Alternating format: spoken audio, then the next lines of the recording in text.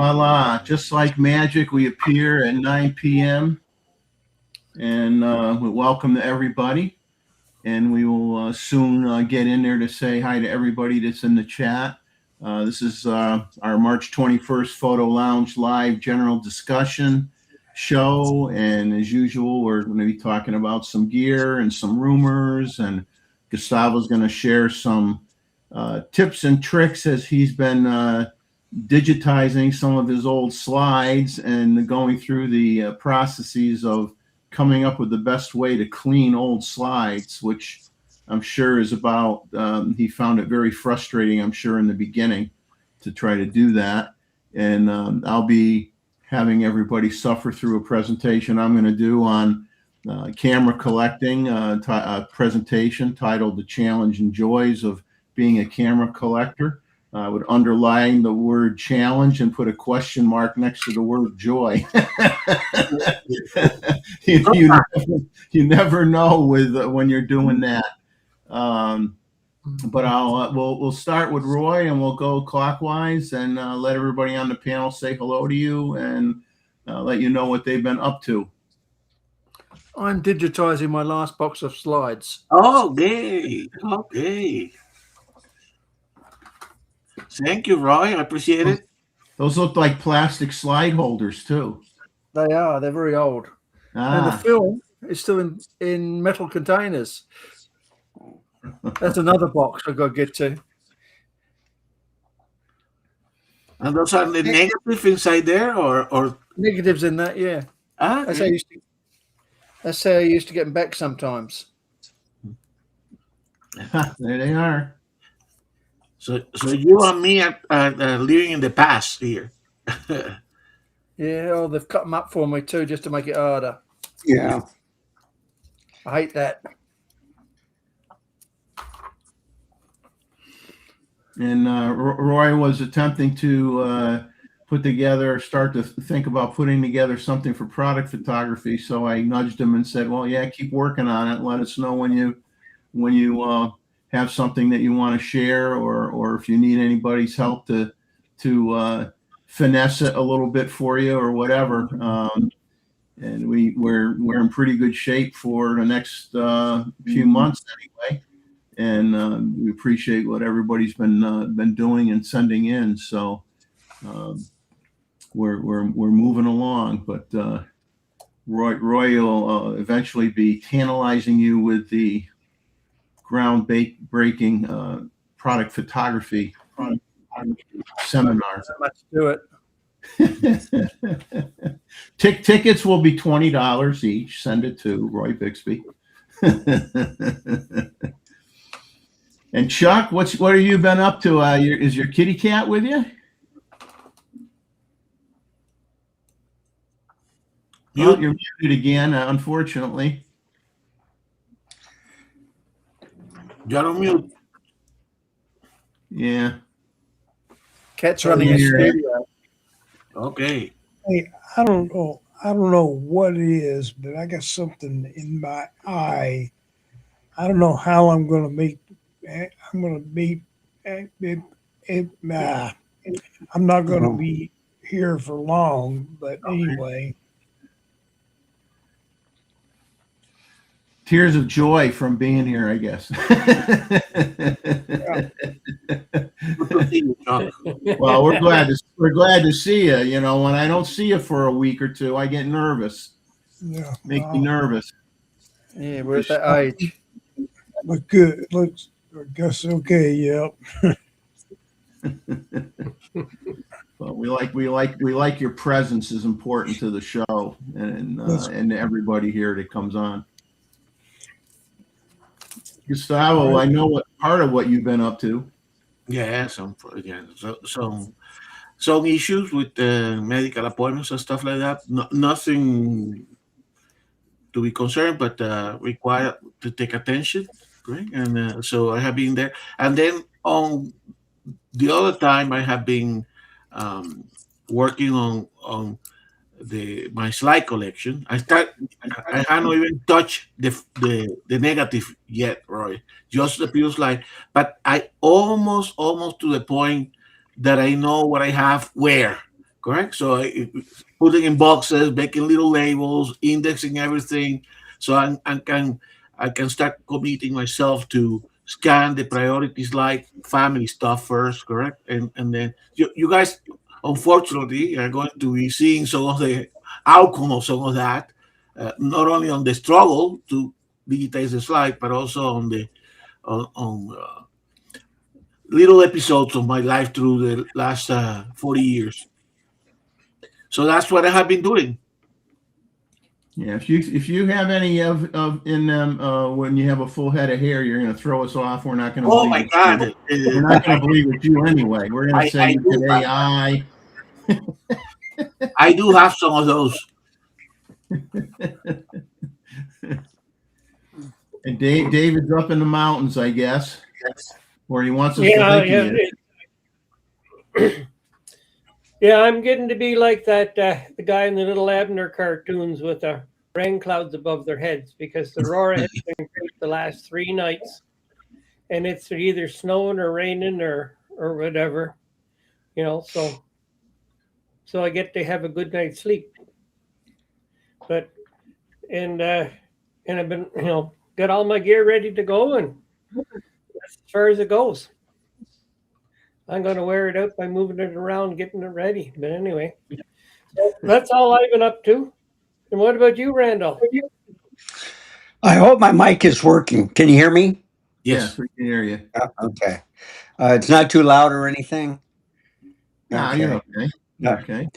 So, I mow the grass and I've been sneezing my head off. The cedar is blowing with the wind, and it was cooler this week, but in the low 40s in the morning, and then it got up to like mid 60s. Today it reached 90. So you get this hot and cold weather right now. And the thing that's been going on is I had an uncle died, and I did a whole bunch of pictures that I digitized for them and put it at the funeral home. I did a slideshow on my YouTube channel. And then I also I got a notice from B&H saying that it was back ordered on the 70-200. So that was a little disappointment. So I'm just going to have to wait like 6 months. Wow. That's the new moving coil one? Yeah, that new one, yeah. Yeah, version 2. It's missing the LED screen. Yeah. But it's supposed to be lighter, and of course it's in focus barrel. But yeah, you just have to wait. I've seen it, but I can't upgrade yet. Very tempting, though. It's not a focal length range that I use that often. I have the 100-400, and I have the old F mount 70-200, and I figure, well, every once in a while I'll put the FTZ adapter and I'll use the 70-200, but not often enough for me to go out and spend the money all over again. If I use it a lot, I get it, but I think it's a really great lens. There's no doubt about it. It just, I think it's, as they say, everybody's use case is different, and what they're using and what they use the most of. So if it was a primary lens in my kit, then I would definitely think about it, but it's not. So actually this time it makes it easy and keeps some money in my wallet for a change. Keep your powder dry in case that they come with a new something that you really need. Yeah. But let's say hi to the folks in the chat. I get a kick out of Robert Varner's comment here. He's not a photographer, fills in the body count, sort of like styrofoam. And then we've got Martin. Martin Hild is here. He asked if we're on daylight savings time already. Yes, we are. We all love the time change. I know Randall loves it immensely. I think I'd rather, I don't know. I get tired of it. let's see. We got Bob. Our photos is here. Robert from Connecticut is here. Jim, real Nikon lover. How you doing, Jim? Jim's been having a lot of fun with AI, as well as my friend Bob, and Jim is good at sending Gustavo and I and other people on the panel images every once in a while during the week that are quite entertaining, and it's amazing. He's been using AI to basically help, restore an old image that's really extremely faded or, not in good shape. And the AI has been doing a wonderful job to really make that image pop again. And my friend Bob just did it the other day, actually on an image he had on his phone. And the before was like, the image was almost blackened out and you could hardly see the people in it. It was from some pictures, I think, that were on a roll of film that was in a camera that he got. And, the roll of film was from the 60s and he developed it, and the image was really, really dark, and it ran it through AI and it looked like the picture was taken yesterday. It did a wonderful job, and it didn't change.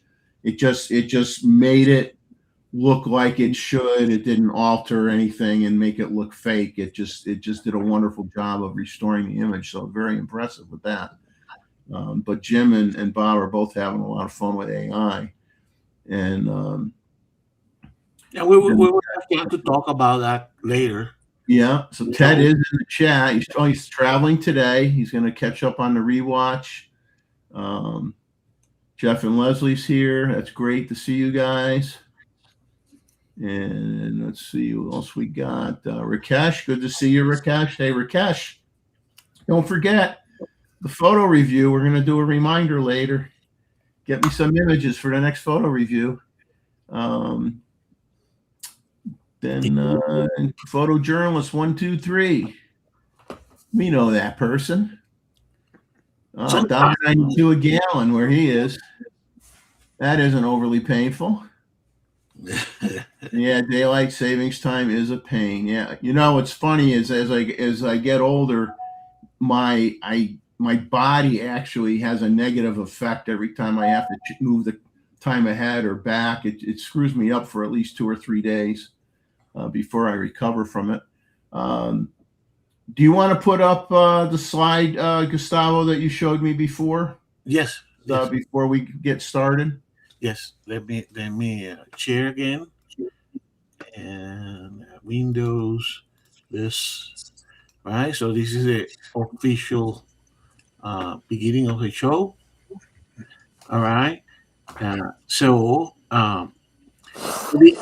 Jeff was saying, this is agenda. So we already went through the first segment about what the panelists have been doing. By the way, guys, let us know, those are there in the chat, what you have been doing. We're always interested to know what's going on. Our friend Terry was here before, just joined briefly, but he needed to take care of a couple of things, so he will also be watching in the rewind. So as we said, the feature presentation for today is the presentation by Jeff on the challenge and joy. Let's see how much joy he gets from that, of being a camera collector. Then we will go through our more variety of subjects, obviously news and rumors from Nikon and others. Then on the photo gear, as I said, I have something about digitizing on slide. I probably have been sharing some of my journey, and I use what I have been learning painfully on doing some of that. Then on the photo sharing, right? I got some images from Jim about his using AI, and then so that will be an interesting discussion. What is what everybody here considers is appropriate use of AI? I think in the case of Jim, he's using it, in my opinion, appropriately.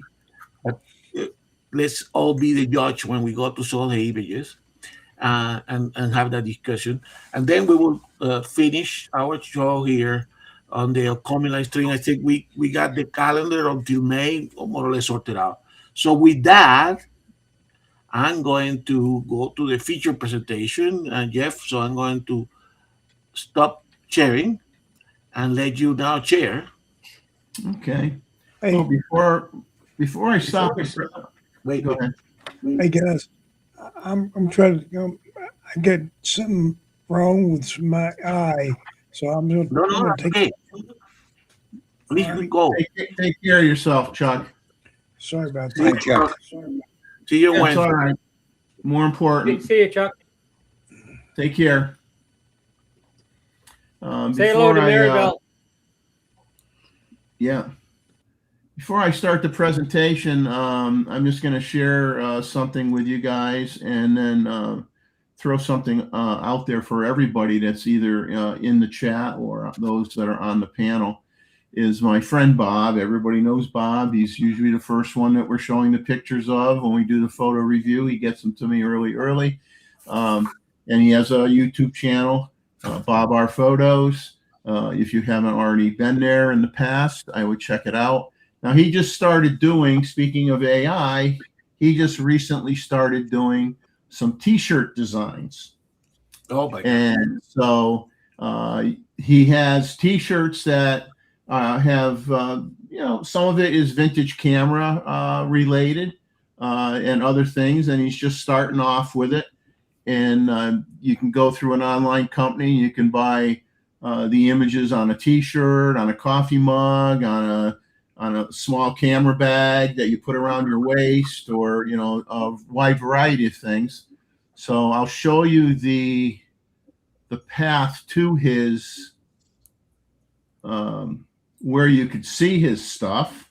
I will put it on the screen so people could look at it later, write it down or whatever. And then I will show you quickly, what is on the site so far. Give me a second to do the sharing here. Oh my God. Come on.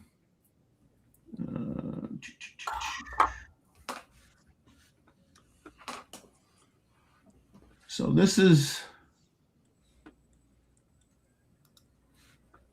his site. Okay. Let me make it a little bit bigger if I can. So you can, once you type in that path, you could go in here and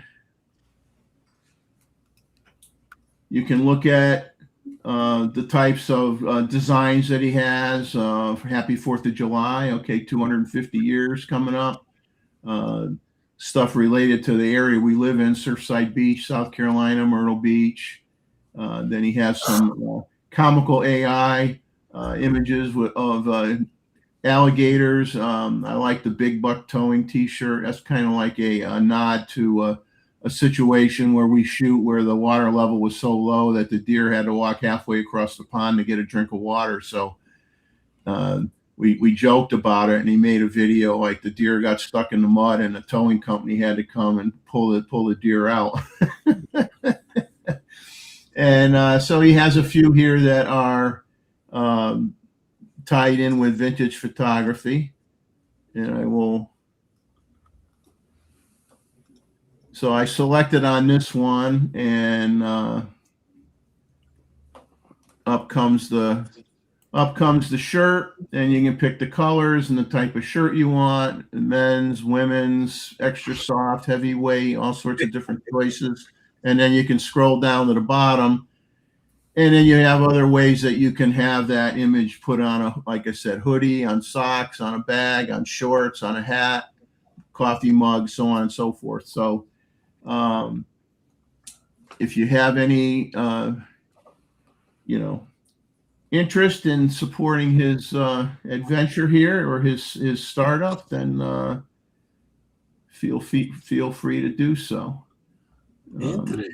You have to get out of this. We get back to and I'll let everybody know if anybody that's either on the panel or in the chat, if you sell prints, okay, if you sell your work, if you sell prints, or you've done a small book, or anything like that, we are more than happy to let everybody know that you do that. And if you have a site that people can go to order a print from you, or view your work and maybe request a print from you, feel free to send me any information, and we'll be more than happy to share it with everybody on the show.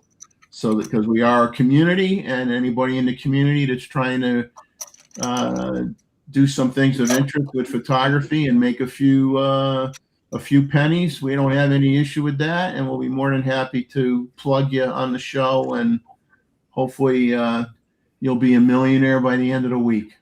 That's the goal. That's the doubtful portion. Look at that, Jeff. All right.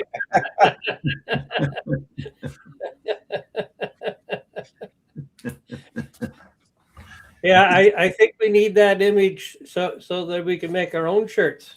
You know, because the problem with being in Canada, shipping kills us. You know? Yeah. The usual suspects. Yeah. I've been called worse.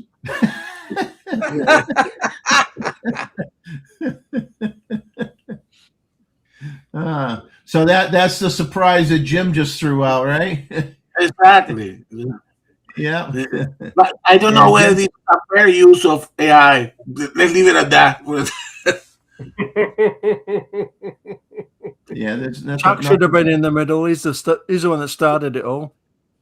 Oh, Chuck, yeah. Yeah, nothing wrong with this use of AI. I mean, it's comical and funny and enjoyable, and that's how it should be used, you know. Fun. But on that note, now that we had a little fun at our own expense, and Jim, thank you for making us all look better than we do in real life. I appreciate that. We will start the presentation. Let me get it up on the screen here.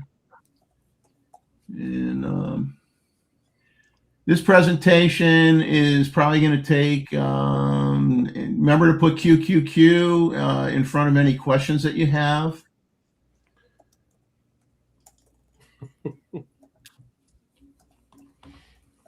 And so if you have any questions, we will try to answer them, you know, as we go. Like whoever's doing the presentation, we always ask them, do you want to save the questions till the end, or do it as you're talking? I prefer to do it as I'm talking, so I have the subject fresh in my mind that you have a question on, and we'll do it that way. So if you have any questions, just put a QQQ.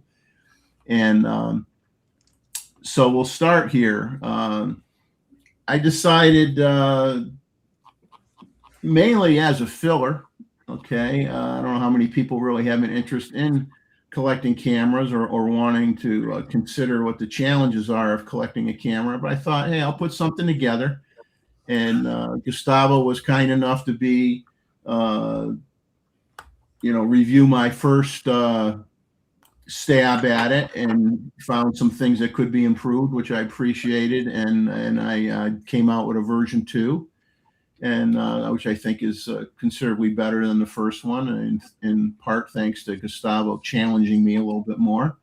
But let's just start here. To me, there are many types of camera collectors, and there's a list that could go on and on and on. So I only have a partial list. But one thing that I think every camera collector has in common is they have a joy of photography. They have an appreciation for cameras made many years ago that in the day, at that point in time in history, they were technological marvels for their era. And some of these still stand out even against today's technology. And in my case, many of the cameras I have still take excellent images, of which I would have no problem making, enlargements and prints of. As we continually get beaten up as the new cameras come out, that the one that we bought 4 years ago is no longer any good, we know better. We know what we have now works, and it will still work. probably 10 years from now with no problems, but it's just a matter of whether you want the new stuff that comes out and it makes your workflow better or makes your more efficient use of your time, make it worth you spending the money. So I broke type of collectors. I put some people like pre-1900 cameras, which would be field cameras, wet and dry plate cameras, box plate cameras, folding cameras. So there's a few examples in these small images below. The one on the far left is from the late 1800s. That is a plate camera, and then you have the box camera, and then you have the pull out like a strut camera. So Jeff, a question that I have for you. Yeah. All these photos that are you showing as part of the presentation, these are part of your collection or not?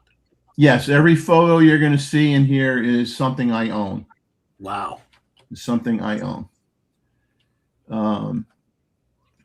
Now, some people get into brand specific cameras. Okay. Some people decide, I'm just going to collect Leicas. I'm just going to collect Hasselblads. I'm going to collect Canon or Nikon or Kodak. And so that's another type of collector. And I'll tell you honestly, I mean, probably the least expensive collector would be someone collecting Kodak cameras, because obviously Kodak cameras weren't the most expensive cameras that were out at any point in time. And many of the cameras, you know, from the 50s, 40s, 50s, 60s are easily obtainable and are extremely cheap. So you can make a great Kodak camera collection if you just wanted to focus on Kodak. So in these examples, you know, the one on the far left is a baby Brownie. Then you have the Nikon F4. I just watched a video today that Petapixel did where they were where the whole show was about the Nikon F4. It was very good. Yes. And then a Canon AE1 program on the far right.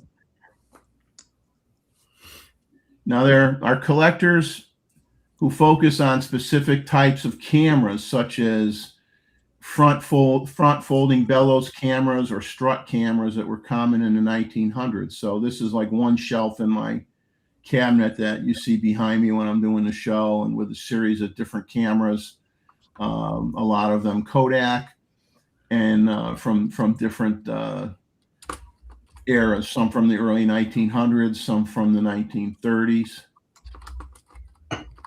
And those are easy to find in terms of finding one. Finding a working one, that might be a little different topic. But finding one, if you want a display camera, is not very hard. Now, some people might get into rangefinder cameras, either with fixed lenses, which the majority of them are fixed lens cameras, but there are those that are interchangeable lens types. So on the far left, you have an Ansco Auto Set, which is a fixed lens rangefinder camera, and then the Nikon SP, which was a competitor to the Leica M3 at the time. And then on the far right, you have an old Argus camera, which everybody knows as the Brick. That's what they call it, the Brick, because it's shaped like a brick. It weighs about the same as a brick. And believe it or not, the lenses on that camera can be changed with a different lens, but the process of doing that isn't anything quick. It takes a while to change the lens, but they are interchangeable lens cameras, believe it or not. Then you can get into box cameras like Brownies, Anscos, Agfas, and a multitude of others. And especially cameras in the 1800s, we go back to the 1800s, many of those cameras, you'd be hard pressed to know who made them, because they weren't made by, they weren't necessarily, oh yeah, that's a Zeiss camera, or or some of the Voigtlander camera. There were a lot of, especially plate cameras from the 1800s that they would buy lenses from different lens manufacturers, and they would make, handmade, make the mahogany framework for these cameras, and then buy bellows from people, and you literally had people making cameras that maybe they only made 50, they went out of business. Maybe they made 100. It can be sometimes almost impossible to find out. I mean, you can have somebody like Jeff and Leslie, right? They're very handy with woodwork that could, in the 1800s, could have done a camera, correct? Absolutely. I mean, certain parts, were like, I guess in today's world, you'd call them commercial off-the-shelf parts. But then other things would be handmade, and they wouldn't necessarily have a nameplate on it with the name of the company that made it, because it might not have even been technically a company yet. So a lot of cottage industry, correct? Yeah. Roy's favorite cameras, twin lens reflex cameras. Yeah. They're made by numerous companies. Most common names that people associate would be Rolleiflex and Yashica and Mamiya, but there were many others. The Connie Omega Flex is the one on the far left, which is relatively rare. A Rolleiflex, which is something that's not too hard to find, and then an IcoFlex, which was a Zeiss Icon camera. And of course, what happens when you have a camera that is successful, like Raleigh's were and Yashica's were and Mamiya's were, then all the other camera brands, they want to get on board. They see that their sales may be dropping on some of the offerings that they had at that time. So all of a sudden, everybody and their brother starts making TLRs. And so, I mean, Minolta made them. I mean, there are so many companies that make TLRs. It's crazy. So, I mean, you could definitely just get into, I'm going to be a TLR collector, and you'd have quite a few cameras in your case. Let me ask you a question here, Jeff.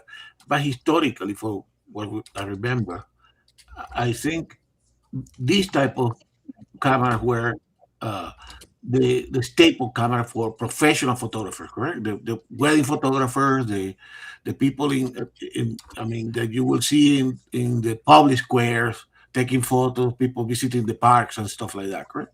Yeah, they were very prominent in wedding photography and portrait photography, studio photography, portrait photography, some street photography, stills, that type of thing. Obviously, they were big and a bit cumbersome, and the image, when you looked at the image, it wouldn't be orientated in the way that you're seeing the image with the naked eye. It would be, what would be on the left would show on the right hand side. In some cases, images were upside down too, all depending on the camera. So it could get a little confusing, but the thing is, you had a Raleigh was a 6x6. There were a lot of Yashicas that were 6x6, and you had a lot more resolution than you'd get from a 35 millimeter camera. Exactly. And that's why people wanted them. They were great for weddings because they could blow up the bride and groom and make a really beautiful print for them that was, couldn't be touched by a 35 millimeter camera. Exactly. So they had their day, and many people today still use them.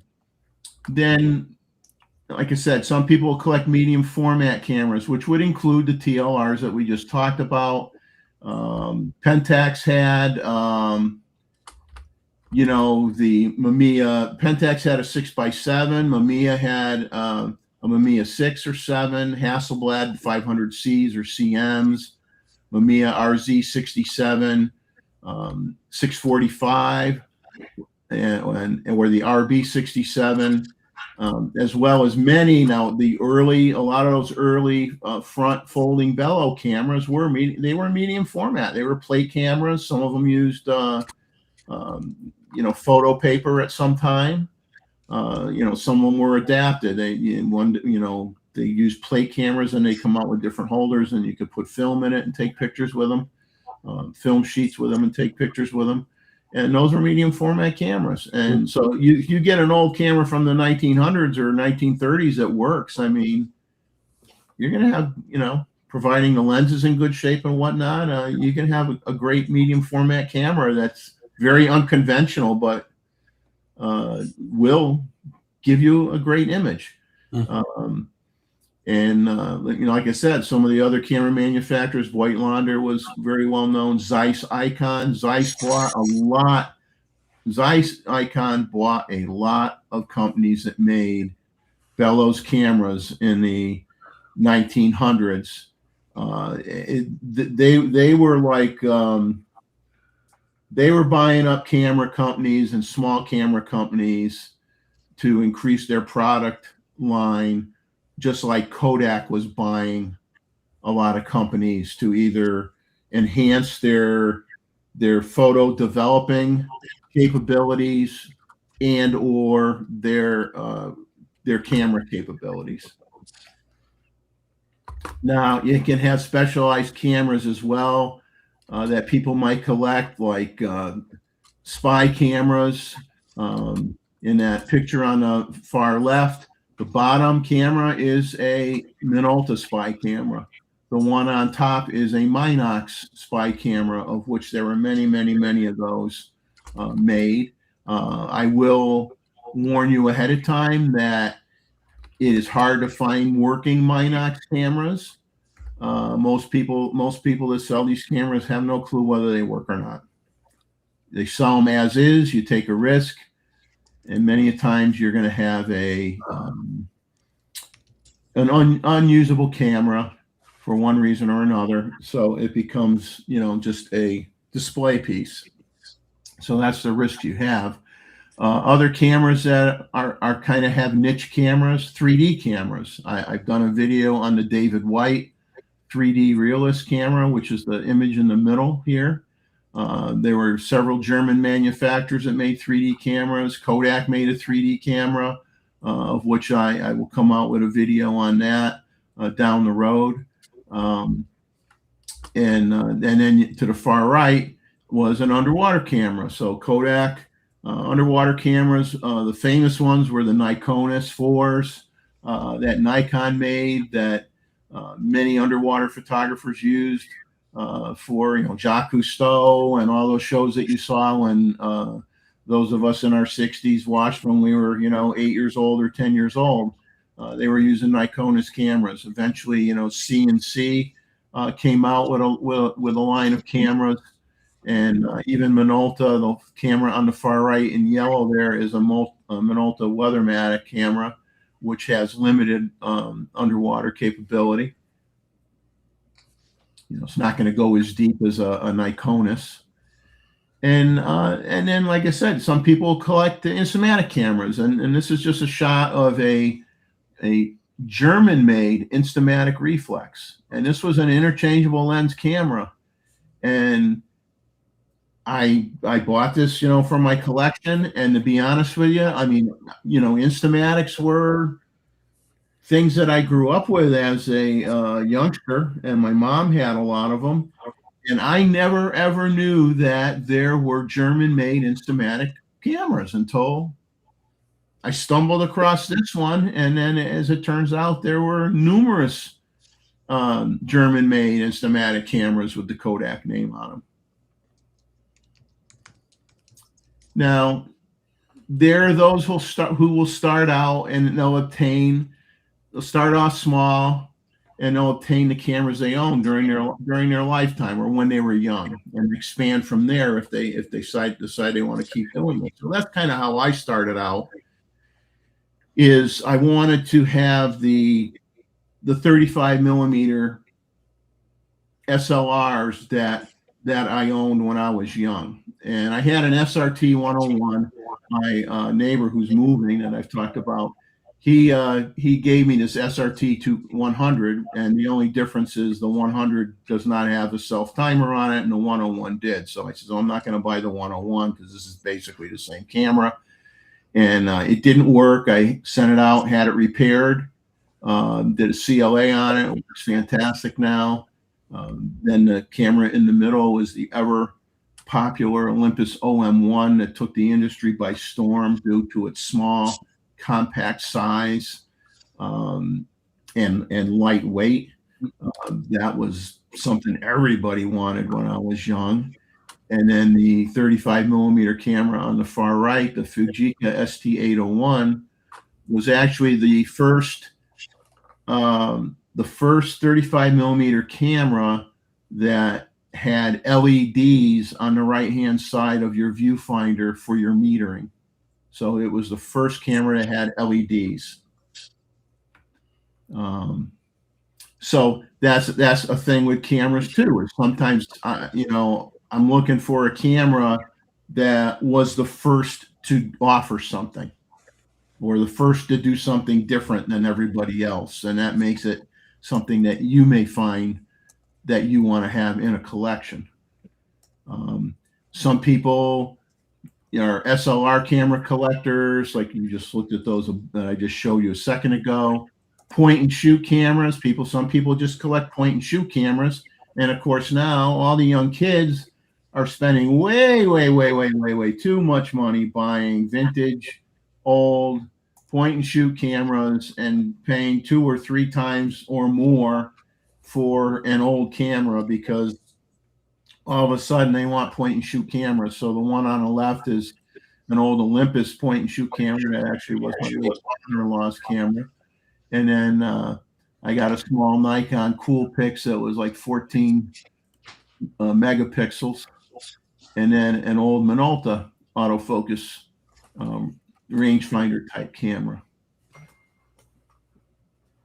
So obviously there are many more categories that you could say of camera collectors, but you kind of get the idea. The DSLR cameras, for the most part, may not be old enough yet to be highly collectible, but the first models produced may be of interest, or mirrorless is way too young to have acquired extra value due to age. But like you look at Nikon, you could say, well, D850 would be highly collectible because many consider that one of the best digital SLRs of its time.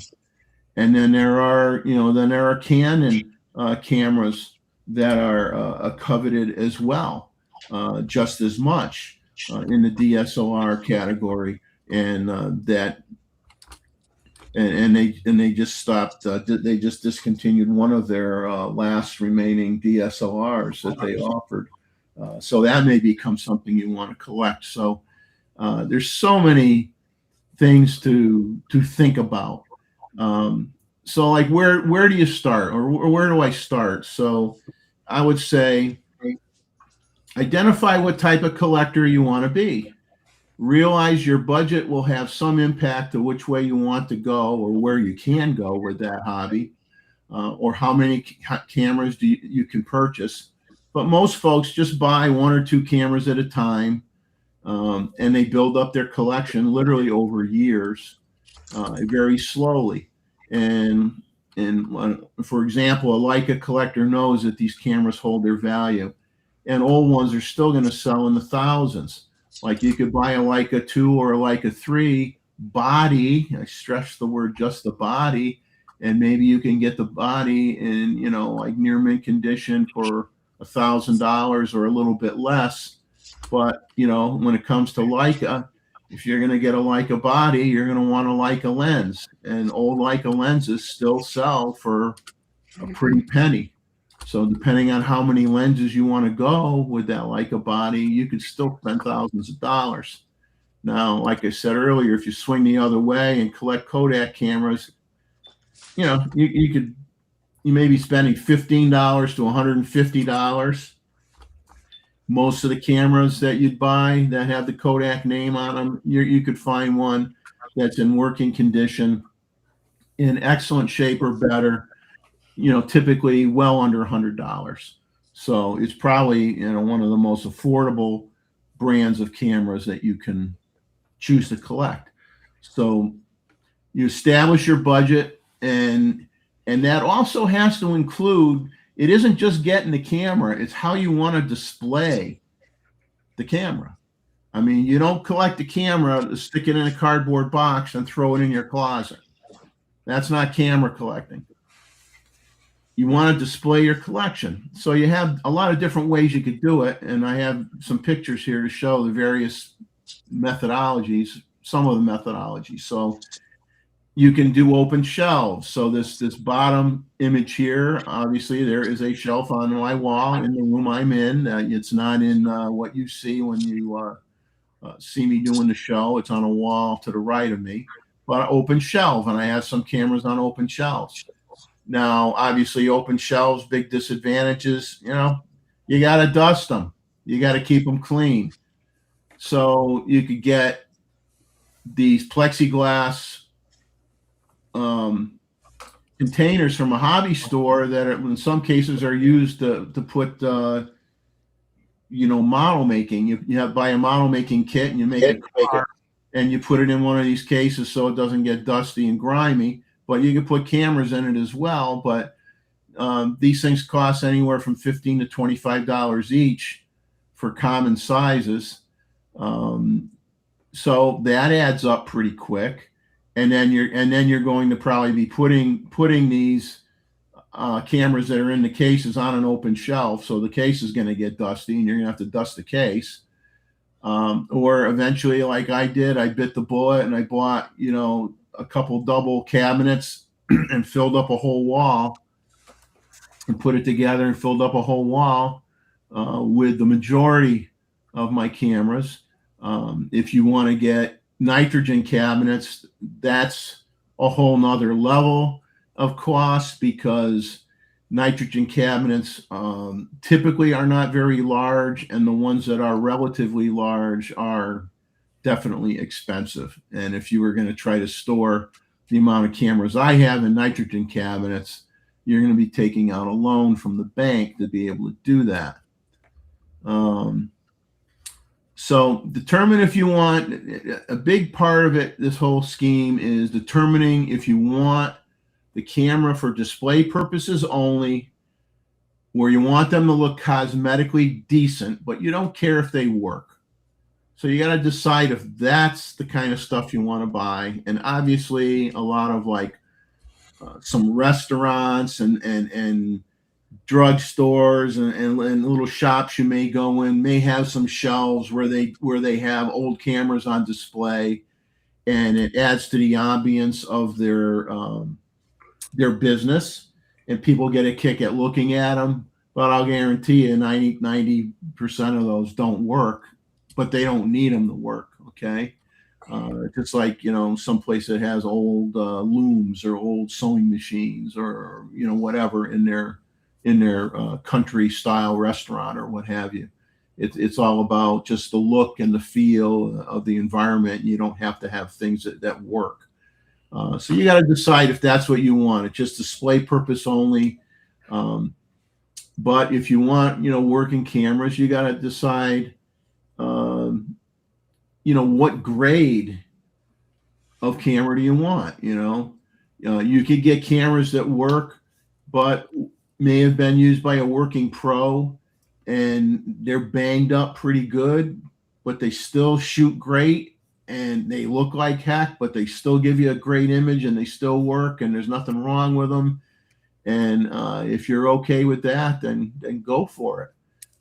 If you want excellent or near mint or mint condition, obviously the prices are going to escalate in cost, but then again, the value is they're worth a lot more money. And if you're lucky enough to get a camera with the original boxes and the original manuals, that's worth extra money as well. But frustratingly, what I find is very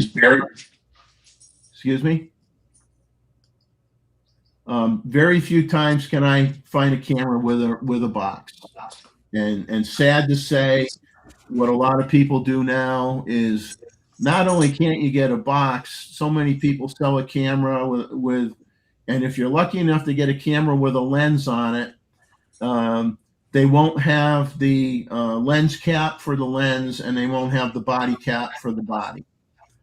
And they won't have the camera case either. So not only can't you get the box, you can't get the camera case. You're lucky if you get a body and lens cap. And then you have those that try to, especially with cameras like Leica, where you go look at Leica cameras that are used, 99% of them that are for sale are without the lenses. Okay, they try to they jack up the price on the bodies, and it's any high-end camera. It could be older even Contax cameras, or other brands that are considered somewhat rare or high-end. Lots of times they're sold with no lenses. A very, very frustrating thing. So then you say, where do I find these cameras? Well, obviously there's a million places you can find the cameras, but the popular places are tag sales, estate sales, auction houses, including online auctions, antique stores, eBay. Now, used gear that isn't ancient but used from reputable camera stores, B&H Photo, Adorama, big camera stores, in whatever state you live in, will usually have a used gear section. And the good thing about that is normally they've tested them, and if you go into the stores, you can hold the camera. You can look and see what the condition of the camera is. You can check to make sure that the self timer works and that the metering system seems to respond to changes in light. So it's a big deal if you have that opportunity to actually put the camera in your hand. So obviously you can do that if you go to a tag sale. Sometimes you can't do it at an estate sale. You may or may not be able to. Auction house, probably not. Some high-end ones, they may have a pre-auction, where people can look at the stuff, but I don't know how much they're going to let you touch it. Antique stores, where I bought some of my cameras from, those are great, but realize antique stores, typically a lot of them buy like the contents of an entire house from a family. Somebody, the grandpa died, and they go, oh, grandpa's stuff is crap and junk. Let's just sell it to an antique store, and they buy all the contents of the house. They get the 3 or 4 cameras that grandpa had in the house, and they don't really know if they work or not, and that isn't really what they're trying to make money on anyway. But a good antique store owner, which I happen to know one that's fantastic, they'll say, oh yeah, go look in the case, pull out whatever you want, fool around with it. If you want it, let me know. And you get to go through everything, take the lens off, check the the battery, see if it's still in there, see if it's all corroded or whatnot. And you actually can make a good buying decision if you know what to look for when you're looking at an old camera. So it is great when you can touch it and hold it and look at it. And obviously you can't do that when you buy something from eBay, which makes it difficult.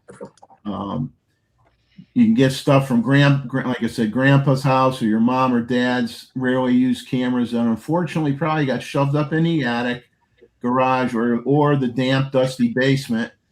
You will be very lucky if they were kind enough to leave them in a closet where there was some level of temperature control in the house. And those cameras will usually be in halfway decent shape. But if they're in the basement, you tend to have mirror foam that ends up mushy when you touch it and sticky due to the dampness. And if it's been in the attic, it's if you touch the mirror foam, it'll just disintegrate into a million little dots of little black specks and just get all over the place. So you could tell where they're stored based on how the mirror foam reacts when you touch it. We'll get into pros and cons of some of the options. Tag sales. Okay, typically the place to find old plastic Kodak cameras and Polaroid land cameras, usually banged up, as is, of course. No one typically knows if they work or not. They'll say, well, the last time it was used, it worked, but that could have been 30 or 40 years ago. So that doesn't exactly make me feel good that, you know, Uncle Freddie used it 30 years ago and it worked. When last time you saw him, it worked, but that means nothing. You know, sitting around stored in unknown conditions for 30 plus years, it probably doesn't work anymore. But the picture below is what you're typically going to find at a tag sale or a garage sale, yard sale, whatever you call it, wherever you live. Everybody seems to have a different name for it. Estate sales. If you can't be there to touch it and check it out, it may not be much better than a tag sale that costs you a lot more money. And most stuff, once again, is as is with no knowledge if it works or not. Now, some estates have had owners who had camera collectors, and that word gets out, and sometimes you can make out, but good luck hearing about it early enough to be able to take advantage of it. Auction houses, in general, they can provide limited info on the cameras. They will usually state if it works or not, but it's hard to say how thorough a job they did checking the camera out. Just like on stuff on eBay, people say, oh yeah, the shutter works. Okay, the shutter may work at 1/1000th of a second, but they didn't check it at any other shutter speeds. And then when you go down to 1/15th of a second, it doesn't work at all. So that's a very common problem. Now, there are select high-end auctions for camera gear where, believe me, they know every detail about the camera. They probably have a list of people that even just looked at the camera. But most of us can't afford to spend $20,000 or more for a camera collection, although there are people that actually spend millions of dollars for cameras and camera collections. I am not one of them. And if you can afford it, good for you. The Leica Zero, there was a Leica Zero series prototype. Those cameras sell in the millions. And yes, they know everything about a camera like that. Lights Photographic Auctions is dedicated for auctions for Leica products. They know everything about those cameras. Flint's Auctions in the UK is a UK-based specialist with vintage cameras, lenses, and other photographic equipment. You know, obviously, in some cases, you may be able to check out the items prior to purchase when you're talking those real high-end auction houses that attract people that dress much nicer than I do. Antique stores. Now, this is probably the last place you would think to look, and just like a tag sale, it'll be unlikely the owner will know if any camera he or she has works. But it's a great place to look because most shop owners will let you do an intense inspection of that item, and you can look through the viewfinder, see if there's, you know, if it's just full of dust or full of black specks from degraded mirror foam that got behind the viewfinder. You can check the self timer. You can check all the shutter speeds. You can inspect the lens. So sometimes you could get away with finding a very nice camera for a very good price. I have some working models in excellent condition, up to near mint. Once I cleaned them up, that I only spent between $25 and $125 on at an antique store. The camera you see below, which is a Petri camera that has a light meter that is not synced with the camera. It's just an external light meter that mounts on the camera body, which also works. I got that for $25 with the lens. And I changed the mirror foam. I changed the seals in the back. I cleaned it up really good, and it works perfect. The Canon AE1 program that I had in the previous picture, I also bought from an antique store. Now, that might have cost me $125 for that one. But that isn't a bad place to look because, like I said, you can see it. You can touch it. You could take the lens off. You could check the battery compartment. you can't do any of that stuff when you're buying online, even though, ta-da, eBay is probably where you're going to end up looking a lot. And here's where this is my opinion. eBay will probably try to file a lawsuit against me. It's a place where your chance of success is a low percentage, depending on the quality you demand. If you just want a camera, you don't care if it works or not, you're going to have a heyday. You want display cameras? Great place to go to get display cameras. You don't care if they work. You know, people say non-working camera. You don't care. You just want to put it on a shelf and say, remember this guy had a camera like this when I was 12 years old. That's all you care about. You're in luck. But for my level percentage of what I look for, it's difficult. Many of the items are being resold by folks that are selling dad or grandpa's old stuff that was in the attic or the dungy basement or the garage for 25 years or more, have had the original battery in it that corroded everything in the meantime. Some go to estate sales and buy entire camera collections, which many antique stores, like I said, do as well. Most seller on eBay will say as is. Now, I've ran into difficulties with eBay. You know, I've gotten screwed more than once on things I bought. You are going to get screwed. I don't care how good you are going to occasionally, you know, have to take a shot to the head. Okay. A lot of cameras will just say, they'll say as is, no returns. Now, eBay really doesn't, will say that there really is no return policy. They can't say no returns. But the problem is eBay will back you up. If someone says the camera is in working order and you get it and it's not, then it does not meet the description that was provided on eBay. Then they will back you up 110%. And it may take you a little bit of while, but you can send the camera back and they will make sure that you get your money back on that item, or they won't let the person sell on eBay anymore. So, but if it says as is, you don't really have you can't say you didn't see that. You're taking a risk. You're taking a risk. So many times the people will say, you try to type in and ask them a question. Well, it's not my camera. I'm selling it for a friend whose dad died, because I sell stuff on eBay and that person doesn't know anything about eBay. So I'm doing it for them. So I don't know anything about the camera. That's one of the famous lines you're going to get. I have no knowledge of the camera. Or like I said, it worked the last time it was used. Okay. Which was when exactly?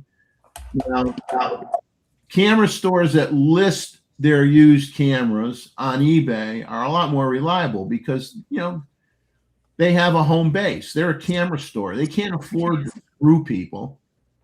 Word will get out.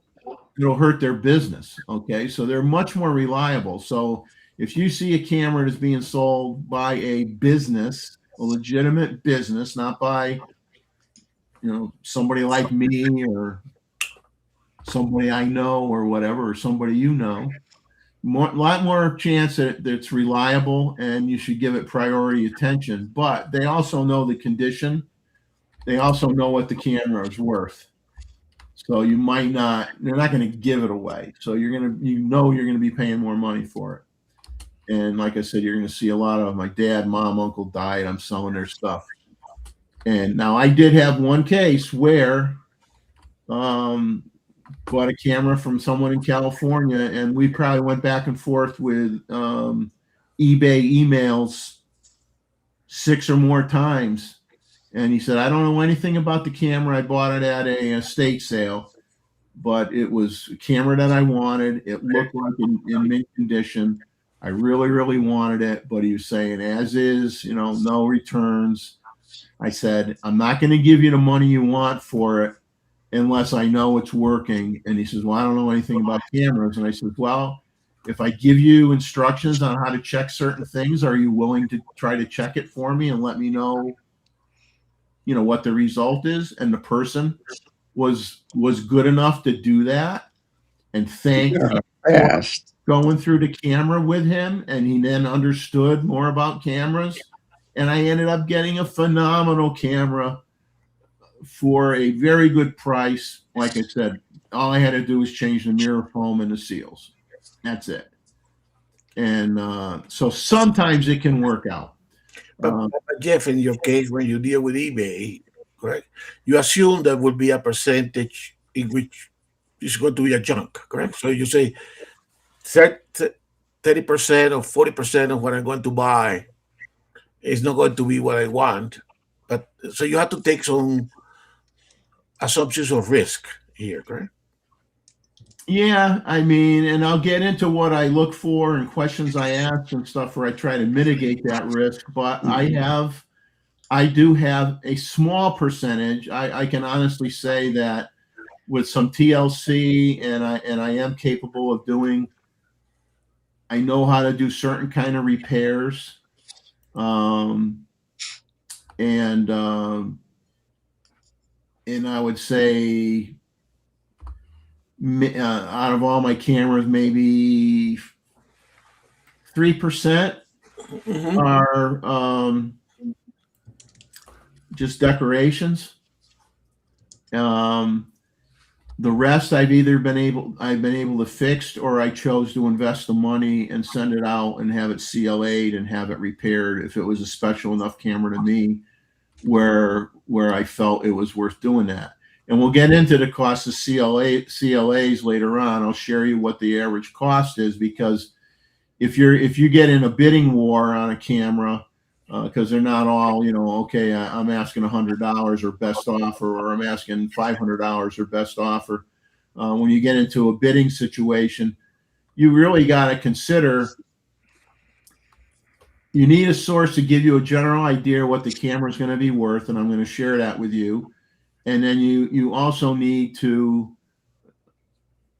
based on how the person may have answered questions that you asked, or maybe they said, oh, this function does not work, or sometimes they'll be honest. They'll say slow shutter speeds, sticky.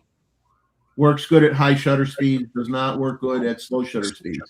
Well, that can be fixed with a CLA, but if the camera's only worth $200 and you paid $150 for it, and now you got to pay for a CLA, so you have to pay for the shipping to send the camera to the camera repair guy, and then you got to pay for the shipping to get the camera back from the camera repair guy.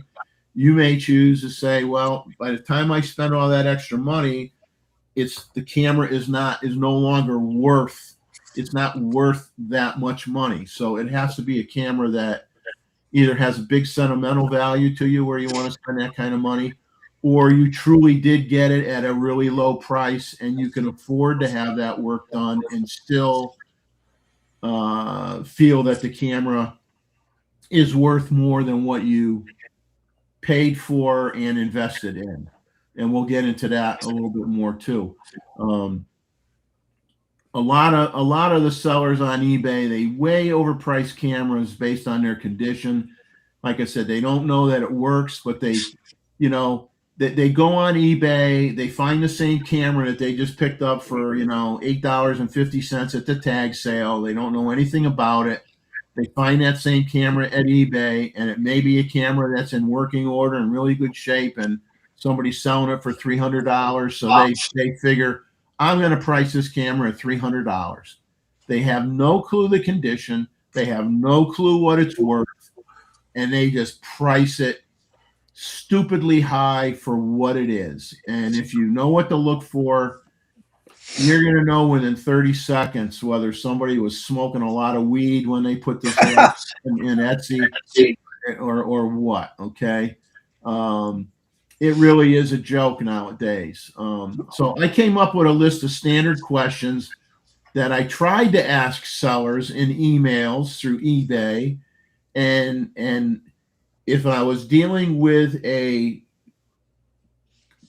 party who owned a camera store that was selling it, I'd say 75% of the time I'll get a response.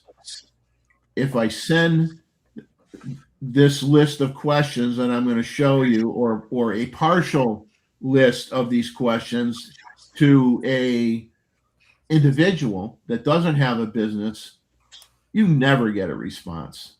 Yeah. It just doesn't happen. So some standard questions I ask are, is the lens or the lens is clear and free of white spots, fungus, and free of scratches and large dust specks? Now, every lens any lens that 90% chance that a lens that you buy is going to have dust specks in it. But you would be amazed at how many little dust specks you can have that will not affect your image at all. Yeah. And so I wouldn't, unless the dust specks are very, very large, I wouldn't freak out too much about that. But I would freak out if you see anything that looks like wisps of smoke or white spots and scratches, deep scratches. I'm not talking cleaning scratches where there's very light scratches like on the coating of the lens, from frequent cleaning. Those typically are not going to cause a problem. They got to be deeper scratches. And then a lot of lenses from the 50s and the early 60s, many lenses, you got to remember, didn't even have coatings at that time on the glass. They didn't have lens coatings. So you got to keep that into consideration, the era of the lens that you're buying for a particular camera or that's on a particular camera. Does the shutter stick at slow shutter speeds? Does it work at all settings? Oh, I can't tell you how many times they go, yeah, shutter works fine. I write back, did you check it at every setting? Oh, no, I checked it at whatever it was set at when I advanced the lever and hit the shutter button. I didn't change it. And then you go, well, go check it at 2 seconds. And they go, it's stuck. Does the exposure meter work? If so, equipped. The best you're going to get out of somebody is no one's going to guarantee you the accuracy on the exposure meter. They're going to say, and you have to look at it. If they say the exposure meter reacts to light and appears to be working, that's about as good as you're going to get. Lots of times they'll just say meter does not work. Well, I don't buy a camera that the meter doesn't work. I go, okay, forget that one. A hard one to find out is the viewfinder hazy and hard to see through, free from dust? The killer is black specks from deteriorating mirror foam. Now, I have a lot of cameras, and many of them will have, some specks, okay?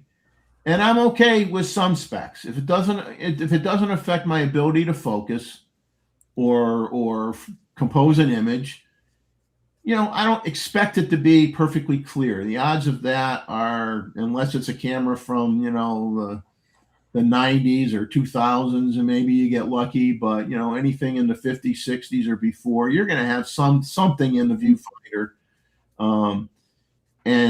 You got to decide whether you can live with it or not, because if it's a 35 millimeter camera, let's say, or a rangefinder camera, and you have something that's just too irritating when you look through it, which you can't do buying it online, you got to be willing to pay someone to take the top plate off your camera and go in there and get at the viewfinder and clean it.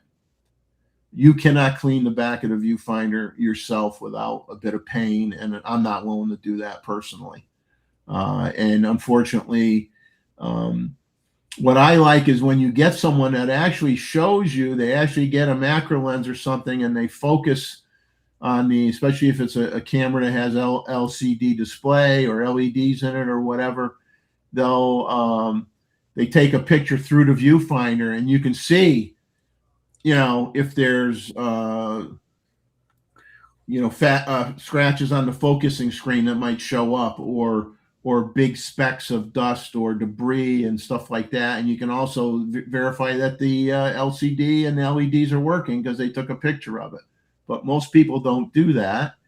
Some of them will take a picture of the back of the camera, and you can zoom in on the eyepiece, the viewfinder, and tell whether it's clear or not, providing they take a picture from the back where you have a good view of the viewfinder, and you can cheat. And I magnify every single photo on any serious camera I'm going to buy, and I look at every detail, every corner, every screw, every part of the leatherette. Top to bottom. You just got to spend the time if you want something that's good. I ask them if the self timer works. Do all the adjustable features of the camera appear to work properly? Some lenses, like rangefinder lenses, have a focus lever. A lot of them have, your typical focusing ring, shutter speed dial or ring, f-stop ring. Does the film counter work? Does the film advance lever? I won't tell you how many cameras you could find at a tag sale where the film advance lever is stuck and the shutter button doesn't do anything and you can't move the film advance lever. Is the camera in working condition or being sold as a display item? Some will say display item only. Was it tested with film? Don't get hung up on was it tested with film. You can determine whether a camera works or not without putting a roll of film in it. Okay. If you've been around cameras long enough, we're all up in age. We've all owned a lot of cameras. You could tell just from your calibrated ears, if the shutter speeds sound accurate or not. Are they all working? Looking at the meter, you could have like a 95% confidence rate in in looking at a camera and knowing whether or not it'll work or not without putting a roll of film in it.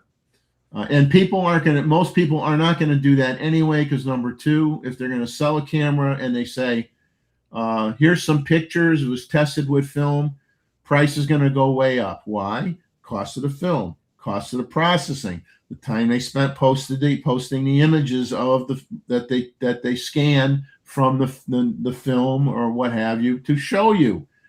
So everything goes up, and like I said, I don't consider that to be a deal breaker when they say, functions were checked on the bench but not with film. I don't have an issue with that. Have the seals on the camera back and film loading area along with the mirror dampening material been replaced or in need of being replaced? Most people will say, I don't know what you're talking about, which means they don't know, and it probably needs to be replaced. There is probably a 90% chance that any camera from the 60s to the 80s is going to have these seals replaced, and that's something that someone that does CLAs would do for you at a minimum. Some include that in the CLAs automatically, which is clean, lubricate, and adjust. And we'll get into that in a little bit. If it's an older camera, it has bellows. Is it free of tears and pinholes and light tight? Well, how do you check if you're going to have a hole in a bellows? It's usually where the folds are, in the corners, along the edges, wherever the folds are. And basically, you just take the flashlight mode on your cell phone and shine it through the back of the bellows, and be in a darkened area and see if you see any light shooting out from the bellows. If you don't see any illumination due to holes or whatnot, then you're in good shape. So I knock eBay a bit because they don't have any standards really on anything that they sell on their site. I mean, it's just a place where people post stuff to sell. You have to ask questions. You have to be smart. I try to get cameras that are in excellent to near mint condition and in full working order. And like I said, I know if I'm buying an SLR, I automatically assume I got to do the foam, I got to do the mirror foam and the seals on the back. If you send out a camera to a reputable camera repair shop, a CLA is going to cost you around $120 to $150, plus shipping costs both ways. And most will tweak the shutter. You ask this when you are dealing with someone that's going to work on your camera. You ask them if they will adjust the shutter speed, check and adjust the shutter speed accuracy, and most of them will do that as part of that cost to make sure it's within spec. And they'll do the mirror foam and the rear foam, and they'll do a complete functional check, and they'll check the self timer, and they'll do everything.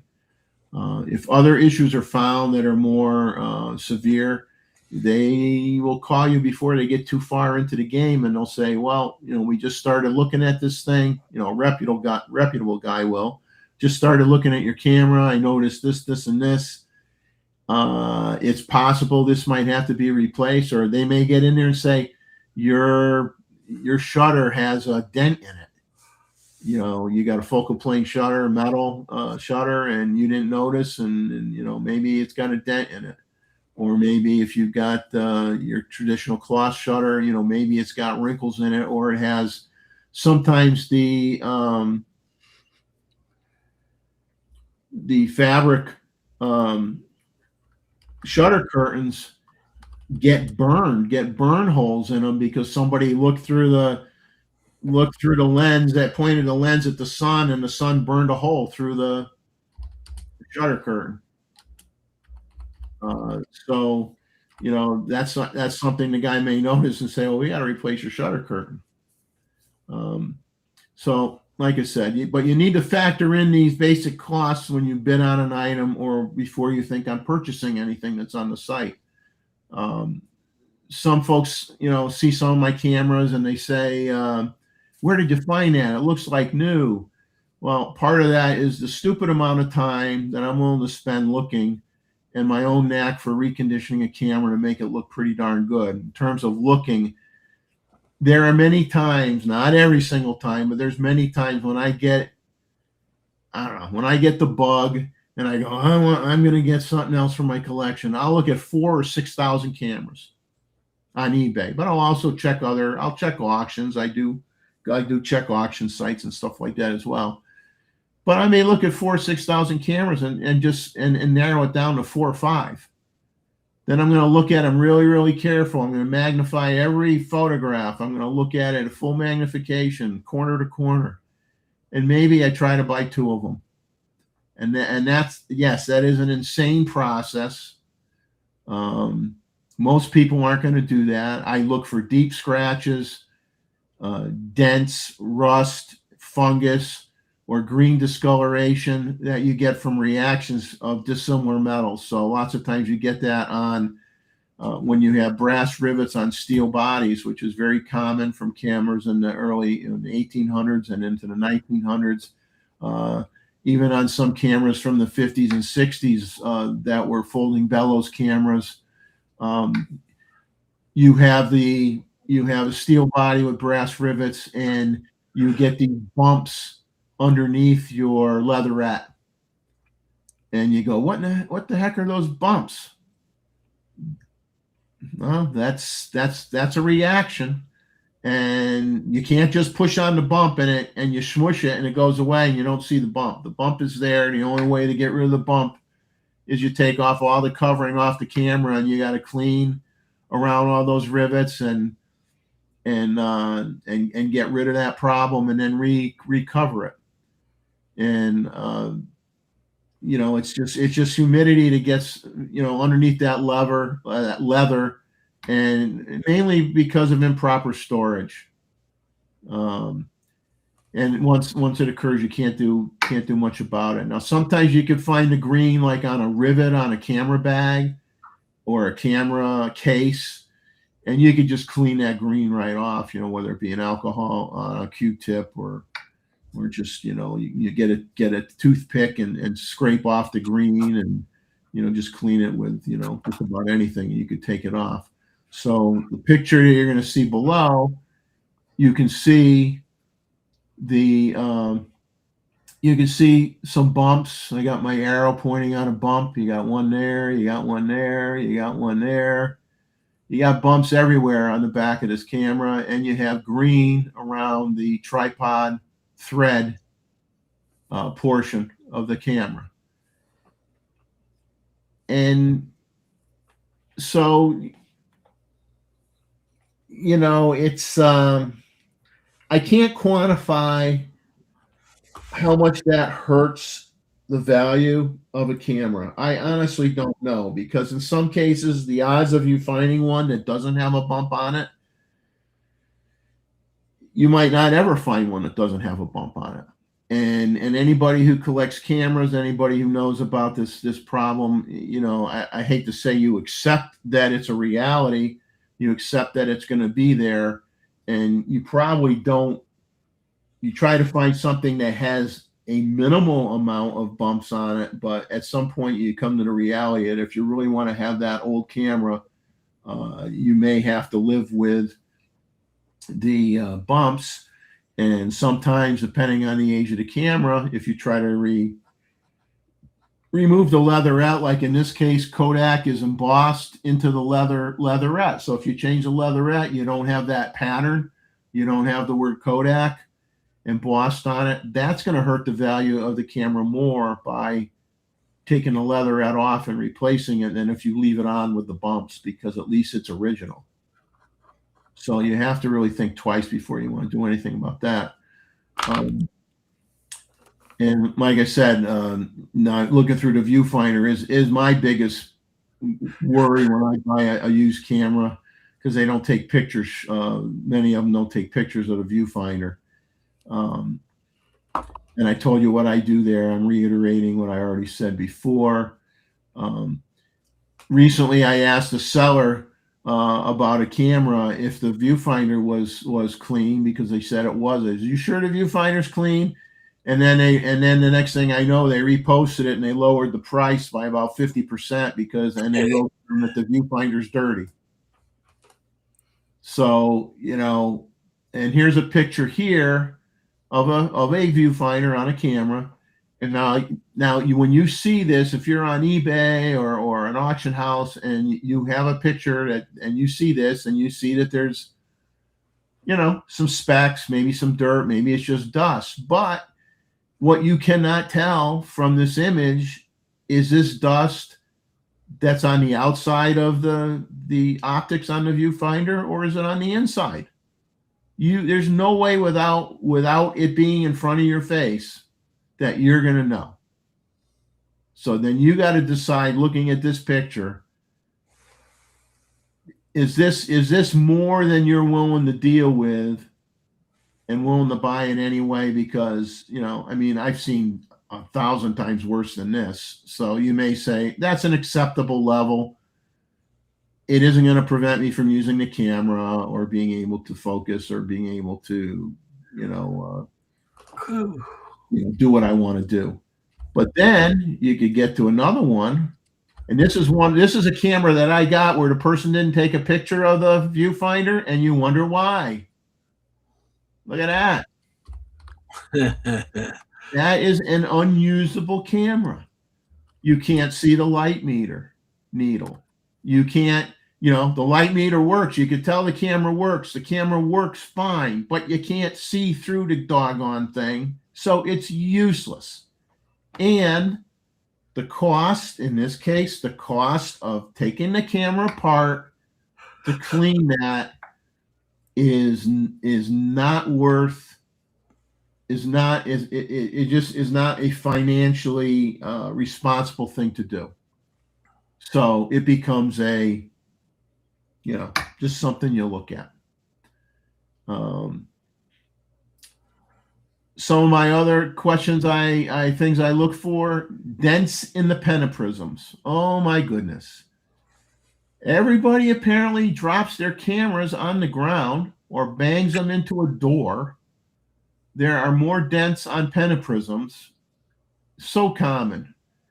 Outside corners. I mean, this particular camera, this is not my camera. This is something from eBay. The edges are worn.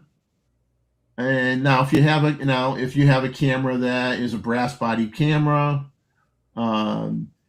So you have the brassing effect, as they call it. You may like that. You may say that adds character. I don't mind that at all. I'm good with that. But, you got the paint wear up here on the Pentaprism. You've got the lettering on the F3. The lettering on the F is kind of worn off. How particular do you want to get? You can fix the paint. You can buy a paint stick. These letter designations are usually in a indented, stamped part of the camera. You can get a paint stick with the right color. You could fill it in, wipe it off, and it would look like brand new out of the factory. It would look fine. You're not going to be able to do much about dents in the Pentaprism. If you touch up the paint on a camera, it's obvious that you touched up the paint on a camera. Scratches. Looking at this picture, when I show you my original F3, correct? That has that I bought the camera new, right? So it has been the whole history with me, but it has a little dent in the Pentaprism, and you and me were looking for what you could find in eBay for Pentaprism. For one, they were expensive for the F3 HP, but they were far worse than my little dent. Oh yeah, your little dent was nothing compared to what we saw trying to find one to replace it with. That didn't cost $400. Exactly.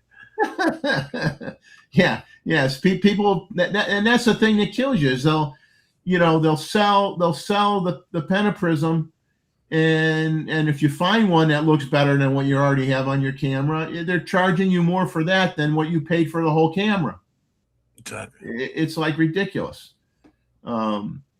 Scratches on the bottom plate of the camera. I mean, that's when you can find a bottom plate that's scratch free. That's really a blessing. That means that camera didn't get used much, because if they put it on a tripod, especially an older style tripod, where you're tightening up a threaded the thread into the bottom of the camera, and maybe it has like a metal.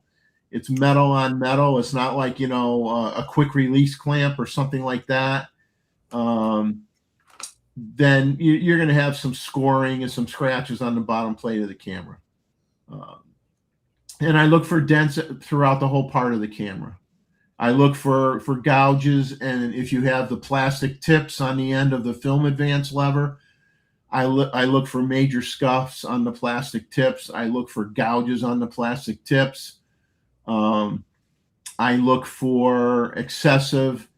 I try to find something that really doesn't have scratches on it at all, if I can help it. But if the camera is a rare camera, or a camera that everybody wants to get, and it's getting harder and harder to get them, you may have to just say, give me say to yourself, hit yourself in the head and say, give myself a break. The camera's 60 years old. It's most of them are not going to look brand new. Get over yourself and just say a couple scratches are okay. That's what you got to decide, if you could deal with that, or how anal retentive you want to be about it. A big thing though is LCD displays. If the camera has LCD displays on the top plate, look for images. Make sure that someone selling a camera that has LCD displays have pictures of the camera with the display turned on, with something displayed in or on that display, because you have what they call LCD bleed. Okay, it's a common problem, especially on Contax cameras, and occasionally on Nikon cameras. And some cameras have LCD displays in the viewfinder, and you can have LCD bleed on displays that are in the viewfinder as well. And this is LCD bleed in the lower left-hand corner. And what it is, where you can see where it's dark. And the bleed could get so bad sometimes that, depending on what kind of information is put on the screen that you're looking at, the bleed sometimes could be half of this could be black. You might not even be able to use the camera because there's certain information you need to see that would be displayed in this display, and half the display is blacked out, or a quarter of the display is blacked out, and it's not going to get any better. Eventually it's going to get worse. So you try to find one where there's no LCD bleed at all is optimum, obviously. And it's just that's just a technology of the day type of thing. I mean, it's not something anybody did wrong with the camera, or anything like that. It's just limitation of the technology. On cameras from Japan, a lot of cameras that you see listed. Excuse me, I'm going to grab a drink here quick.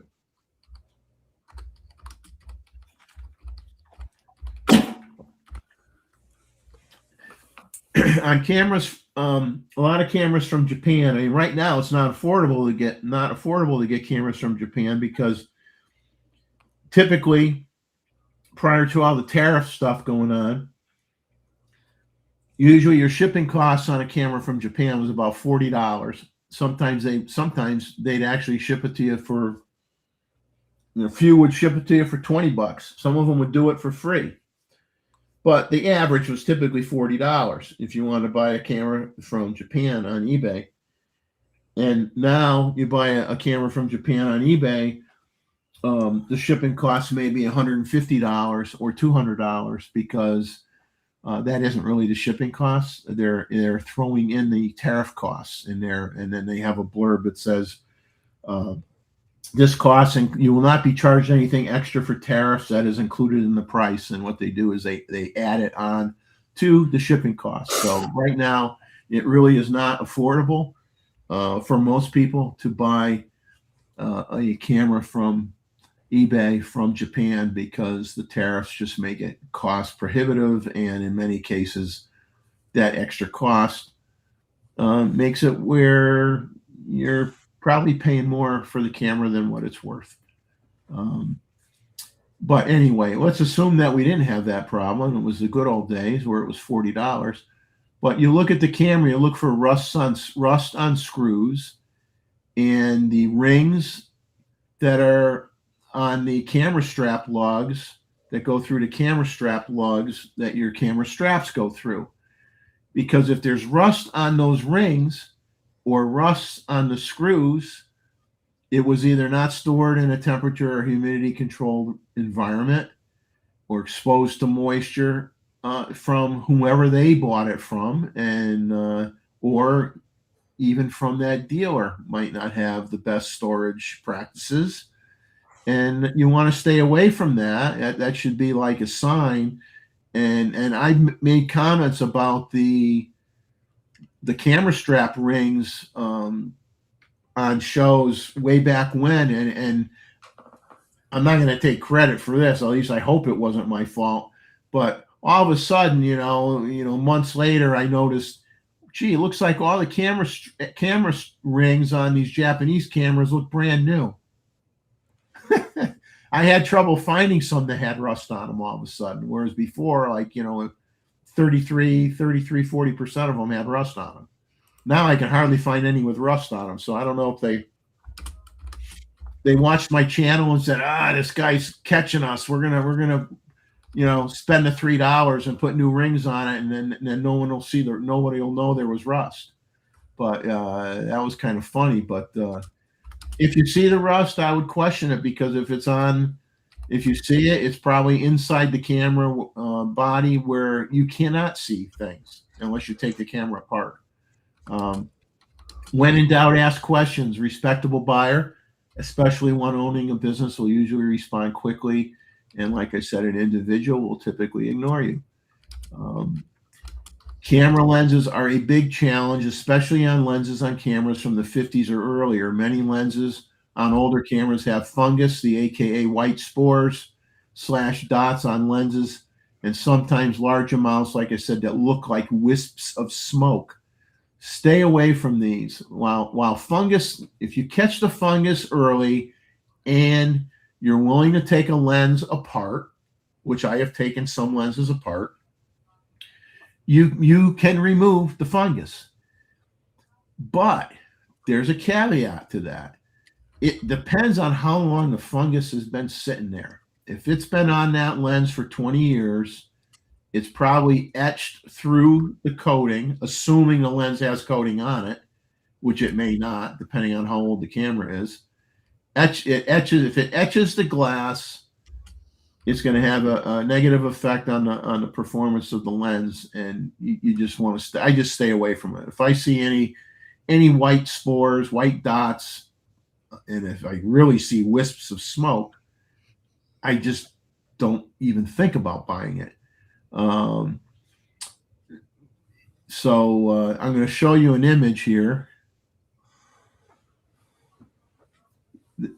You can see all the white. It almost looks like little wisps of smoke or cobwebs. This was on a lens, on a camera for sale from Japan that they said was in mint plus condition.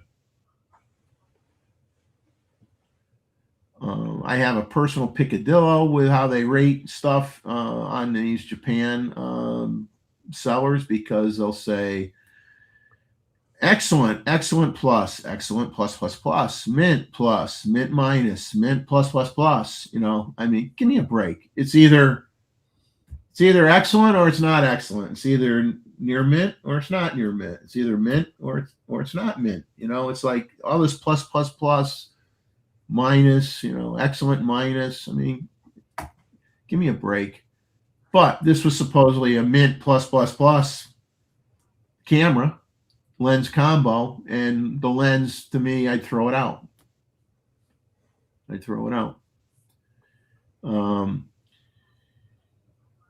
Rangefinders can have coupled or uncoupled coincident rangefinders. Okay. Uncoupled would be like a Leica M3, where you have to look through one. You have two circular viewing areas on the back of the camera. You look through one for composition. You look through one for lining up the image, the split image. A coincident rangefinder, a coupled rangefinder, you only have one thing you look through, and you use it both for composition and focusing and lining up the image. Usually you see two images, and you have either a colored dot or a colored square, and that's where you look and you see where the sidewall of the building is, half of it shifted over to the left or over to the right, and you're adjusting your focus until those edges line up, and then you know you're in focus. But sometimes these mirrors can be out of alignment. It's important to ask about the focusing on these cameras, or make sure that they say it focuses well, because to have the mirrors aligned is not a task that most people would want to try to do themselves. Check plastics on cameras from the 80s through the 2000s. They can get sticky on like I bought a Minolta camera, and Ted had the same problem. Bought a Minolta camera, looked great in the pictures. I get it. Comes to the house, my hand stuck to the back of it. The whole back was sticky, like somebody put glue all over it. And it's a breakdown of these rubberized coatings that they had on these cameras, and the plasticizers, they migrate to the top, and it's caused really lack of use, you know, if it's stored improperly. Okay. And I was able to clean off the stickiness with a lot of high grade isopropyl alcohol and a lot of rubbing, a lot of muscle, and I was able to clean it off. When I'm done, it looked like brand new. It looked fine. But you know, you got to be aware that happens on, and that can happen on even a a camera that's a lot more expensive than a Minolta. It was something common to cameras, the way the types of plastics that were used in a certain time frame was susceptible to that type of a problem. Many rangefinders have levers to adjust the focus on the camera. Instead of just having a circular ring that you turn, it might have one protrusion off of the lens, like a lever, or some of them will have one on each side. and you're trying to focus, and on some cameras, maybe from the 50s, late 50s, you can't even move them because the lubricant that was used in the old cameras, if you don't use it, they get hard. Like it's like I pick on my wife. She eats what is it? Not oatmeal, cream of wheat. Cream of wheat. I always pick on her when she eats cream of wheat. I said, that stuff turns into like cement. I said, why are you eating that shit? I said, you put the pot in the sink and you don't fill it with water and soap or whatever. You just let it sit there. I says, I can't clean the damn thing. That stuff turns into a rock. And that's how these lenses get. It's like that lubricant turns into a rock. And it's not likely that you're going to be able to repair it yourself, and it may be non-cost effective to try to get it repaired. And that's another thing that you try to ask the person selling it, who probably won't tell you. Look for broken straps, gouges in older cameras, and damage to the leather coverings, or with like a camera's vulcanite. Any Leica 2s, Leica 3s, even M3s. Look with the magnifier, zoom in real tight, look at every corner of the vulcanite, look for cracks. I'll show you a few pictures of some older cameras. Okay, here's a camera, and this is not one that I own because I wouldn't buy it. Looking like this. A lot of the old fold down, drop down cameras. They're cardboard. I mean, the box is made out of cardboard. There may be some aluminum inside, and it has a leather covering. And you get this, and you got a chunk torn off the corner. You're not going to be able to repair that. So if it's a display item, you don't care.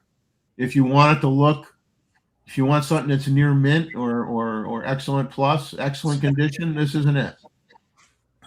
The bellows may not have defined creases anymore. Have pinholes in them. Lots of times the slow shutter speeds on these cameras due to lack of use and lubricant hardening inside. The slow shutter speeds might not work. So I know I'm getting long here and I'm running out of gas. If you could check the camera in person, do the following. Check the lens, remove it from the camera, look through it from the front and the back with the aperture wide open. Look for large dust spots. All lenses will have some dust. Look for scratches, fungus. Adjust the aperture ring. Check for smooth operation and good click stops if applicable. Move the focus ring. Make sure it's smooth and well dampened. Look at the mount. Check for excessive wear on the lens and the camera body. Make sure your depth of field preview works, if applicable, once the lens is mounted. Check every shutter speed, including bulb and time mode. If you have had cameras for a while, you can tell if the speeds are relatively accurate. Make sure the film counter works. Check your self-timer. Rotate all your knobs on the top plate of the camera, your ISO ring, your exposure comp, your shutter speed, your function modes, PASM. Check all button functions as well, if applicable. Open the rear of the camera to check your film loading area. Check the guide rails for cleanliness.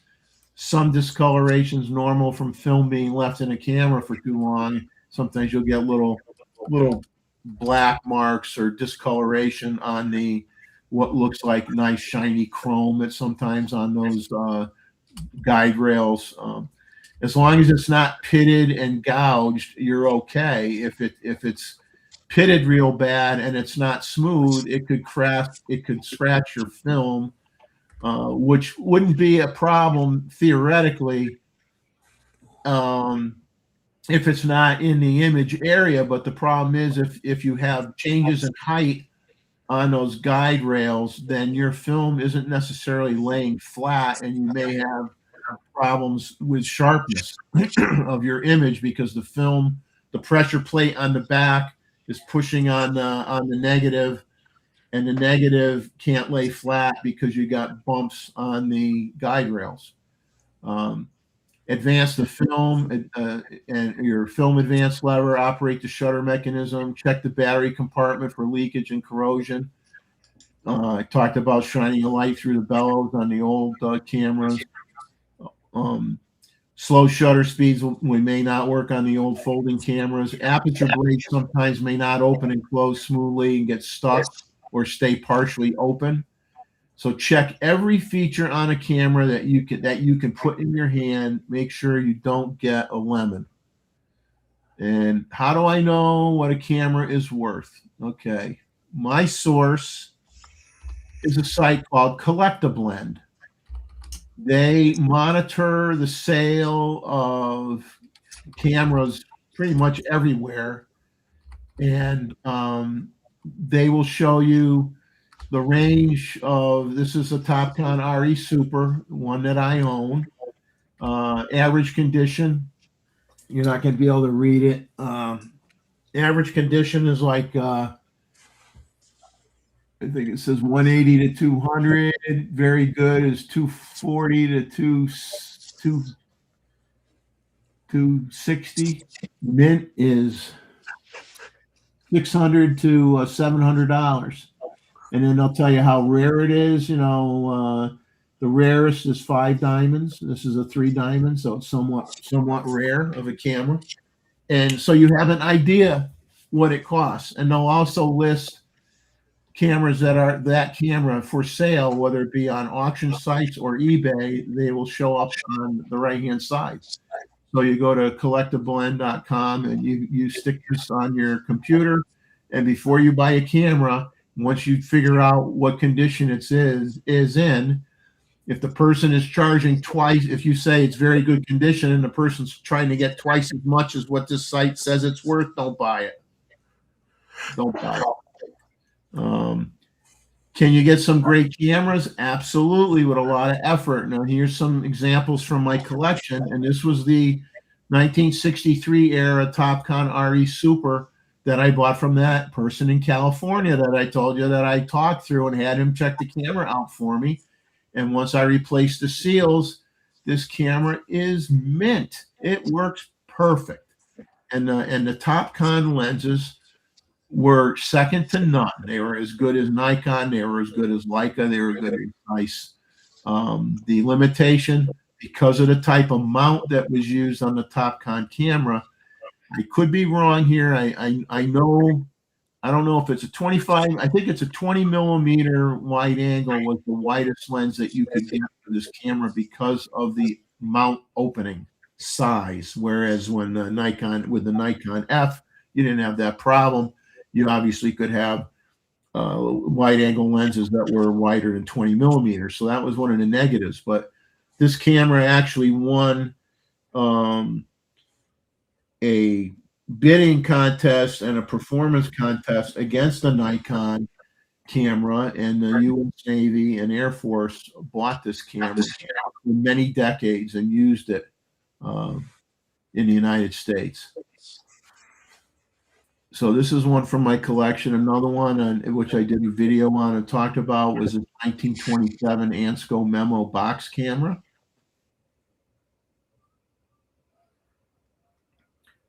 This is a 1956-57 era Nikon Leica copy. So this was a copy of like a Leica 3. I don't know if it was a 2 or Leica 2 or Leica 3, one or the other. I don't remember exactly which one. Probably a Leica 3. That was a Japan, and you'd be hard pressed to see the difference between this camera and the Leica camera. And when you look up the history, even the Nikon. The book that I think Roy brought up that some of us bought, like the history of Nikon or whatever, actually talks about Nikon cameras in the Nikon book, and the Nikon cameras were actually as good a quality, and in some cases even considered better quality than the German camera was, than the Leica was. So buying this camera was like never used that I bought. And it used Nikon glass. You can see it has a Nikkor lens on it. So they sold Leica copies, sold their cameras with Nikon glass. Then you've got a 1965-68 era Konica Autorex full frame, half frame 35 millimeter camera. This was a camera that you could actually mid-roll or at any point in time, you could take some images that were full frame and you could take images that were half frame, or what most people did as to not drive the developer crazy. You either shoot it all half frame or you shoot it all full frame. But this was a unique camera, which is one of the reasons why I bought it. The 1976 to 84 era Pentax ME Super. The Pentax cameras in the day had excellent metering systems. Very, very accurate metering systems. Really, really good. So if you could pick up, one of these, you would not be disappointed with the results you get. This is a 1956 to 63 era Exacta V2A. This is one of my favorite cameras that I did a video on. This was a camera that I bid on eBay. It had a known problem that the person disclosed. It had a shutter problem.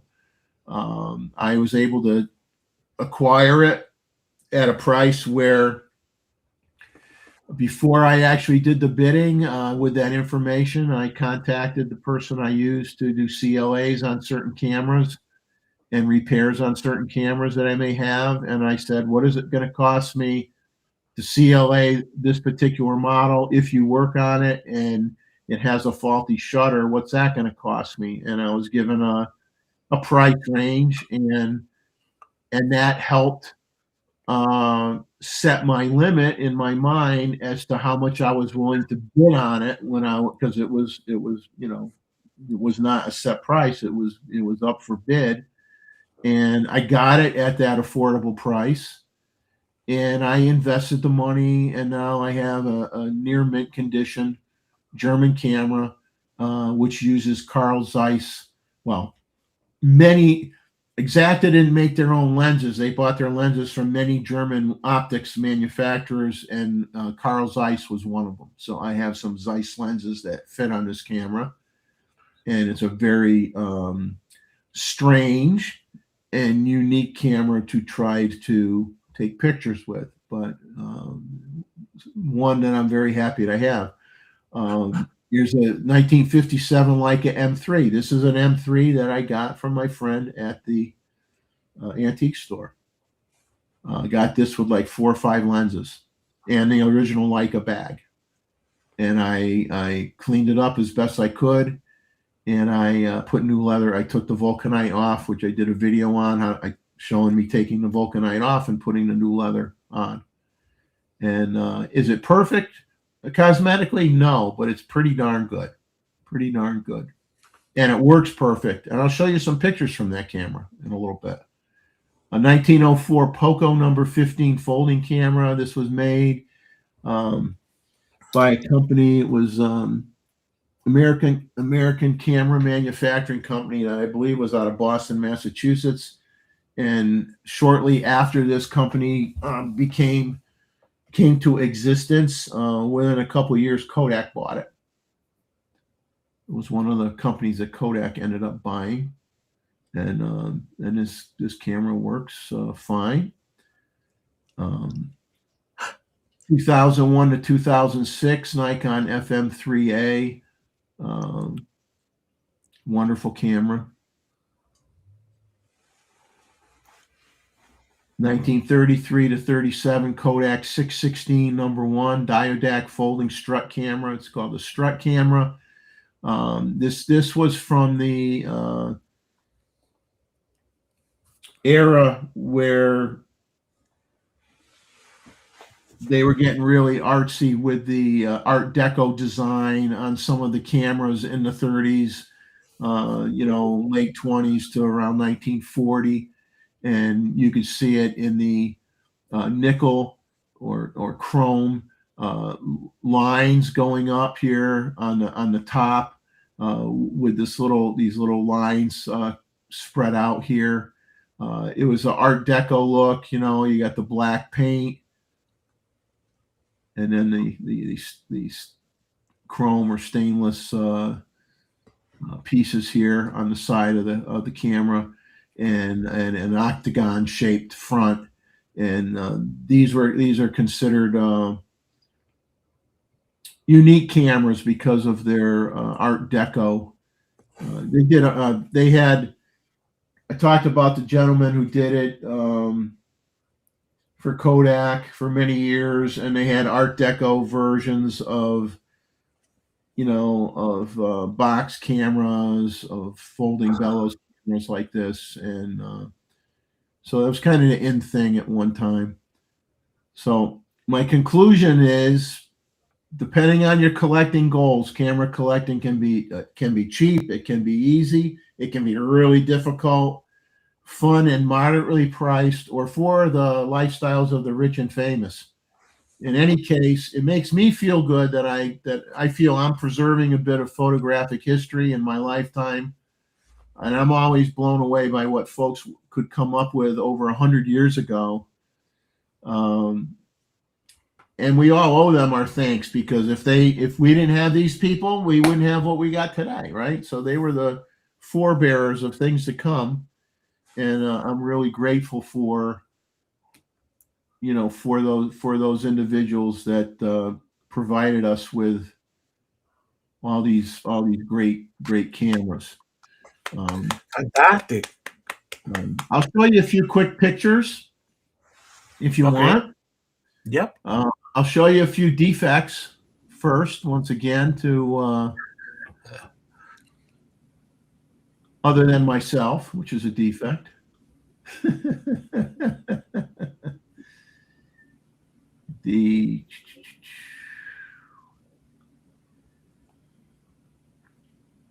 Okay, so this is another picture of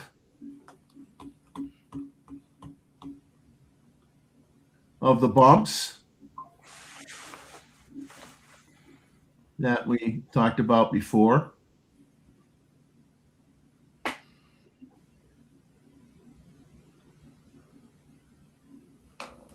Then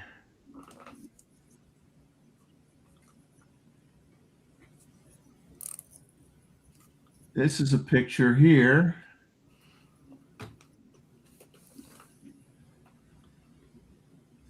This is the inside, opening up the back of the camera, and this is above the guide rails, and you can see that the Phillips screw heads are rusted.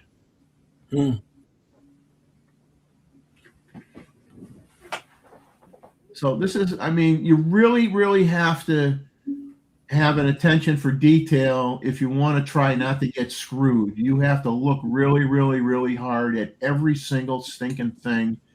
And that's what takes so long. And then you could still get burned. It still happens. And this was a camera that was for sale on eBay. And this guy should be kicked off of eBay. To have the gall to put a camera that looks this crappy. Oh my God. And try to sell it. Here's your green, right? This is ridiculous. And you guys have seen, I own 2 of these cameras. So you know what a good one looks like. This is like horrific. This is like, did you pull it out of the swamp? Exactly. And that's the thing that gets me with eBay is I'll exclude the ones from Japan, because when you look at those, they're very clean looking. 99% of the time, they're very good looking cameras. But when it comes to stuff from the United States, I swear to God, they took it out of the basement. It's got an inch of dirt on it. They take a picture of it. They put it on eBay. They don't make any effort to take the dirt off of it. and then they try to sell it for a price for one that looks really good. It's really, really just a ridiculous. Now, I told you guys a long time ago, I will probably not live long enough to run film through every camera that I have, because when I put a roll of film in, it takes me forever to shoot a roll of film. I just don't, it's not like digital, I shoot 1,200 images and I go, 1,200 images. I put in a 36 exposure roll of film and I go, 36 exposures. Film's expensive, developing's expensive, scanning's expensive. It takes forever to shoot that 36 exposure roll. It could be 6 months go by and I still got 5 shots left on a 36 exposure roll. But I'll share with you a few pictures from 3 cameras, 3 old cameras. The Nikon SP, which was a competitor to the Leica M3. Some Leica M3 pictures, and the Canon 4 SB2, which was also a rangefinder camera in a similar time frame, 50s time frame.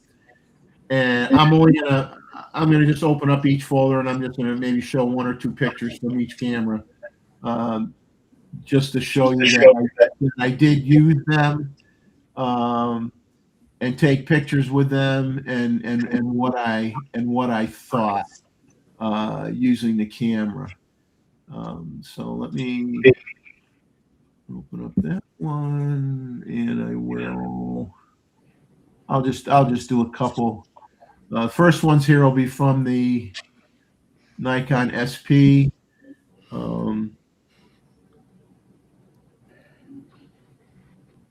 Give me a second.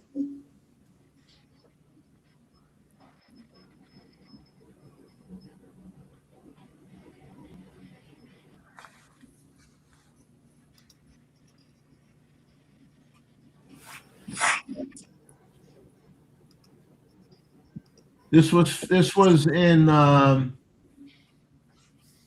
downtown Georgetown. Black and white film with the Nikon SP. I was very happy with how that came out. And then I've got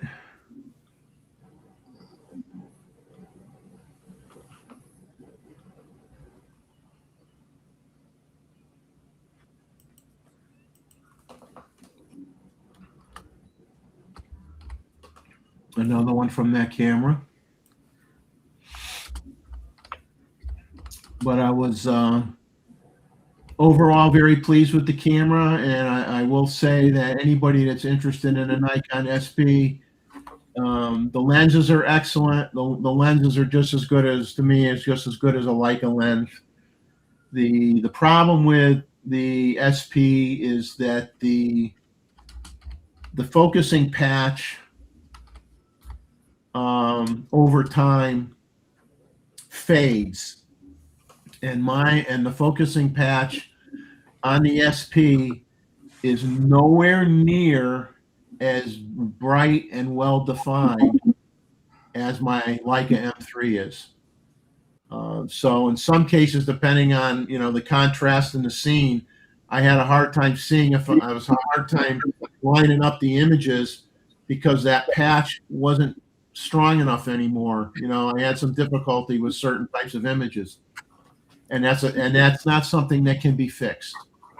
That's not something that can be fixed. So now I'll show you a few images from the Leica M3, and a few of these shots were actually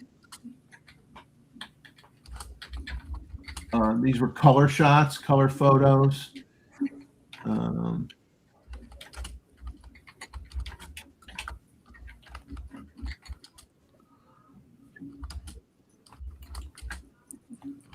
Give me a second.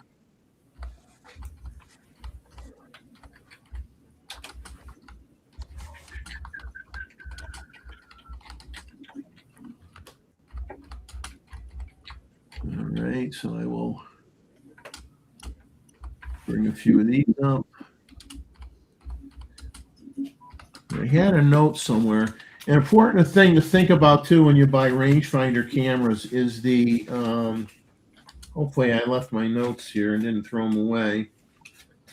I have more pieces of paper with scribble on it than Carter has pills.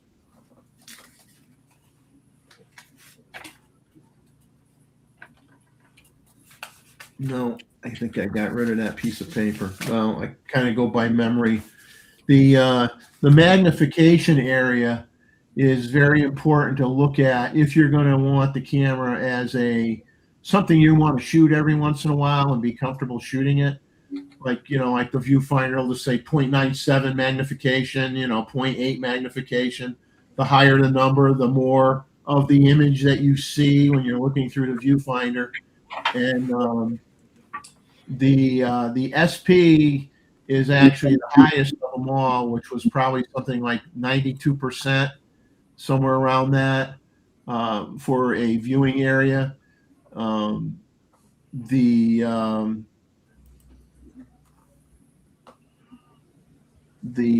M3 was slightly lower than that, and the Canon was really low. That was only like 65% or less. And that's the camera I had a real hard time with because the Canon camera is a horrible camera to use if you wear eyeglasses. So here's a shot from Brookgreen Gardens in color, and I will tell you right now, all these films were expired when I got them developed too. So there might be a few color shifts, or quality might not be perfect, but that's because the film was out of date when I got it exposed. But overall, I was happy, all things considered. So this is the first shot.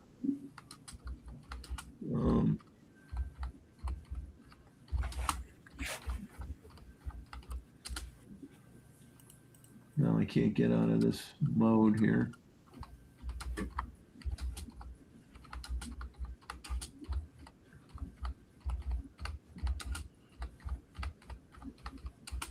No, trying to get out of the trying to get rid of this image.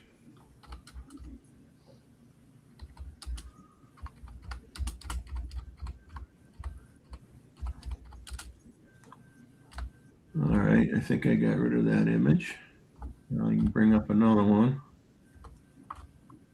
Okay. Always got to have some kind of technical difficulty.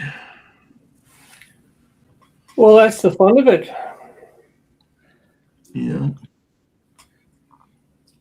So this is another image from Brookgreen Gardens, which, as I've told a million times, it's a combination of the botanical gardens and has a lot of sculptures, both inside exhibits and outside exhibits. Very, very famous place for sculptures and artists.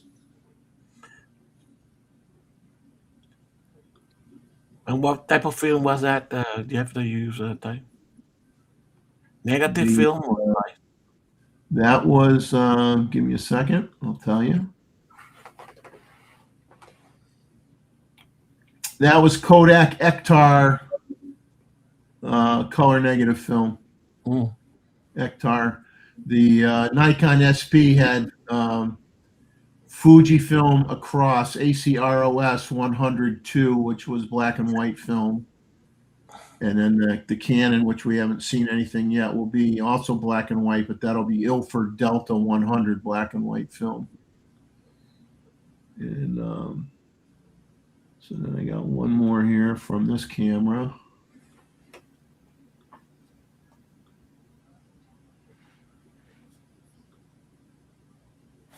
That's downtown Conway, a River City Christmas store that is open year round.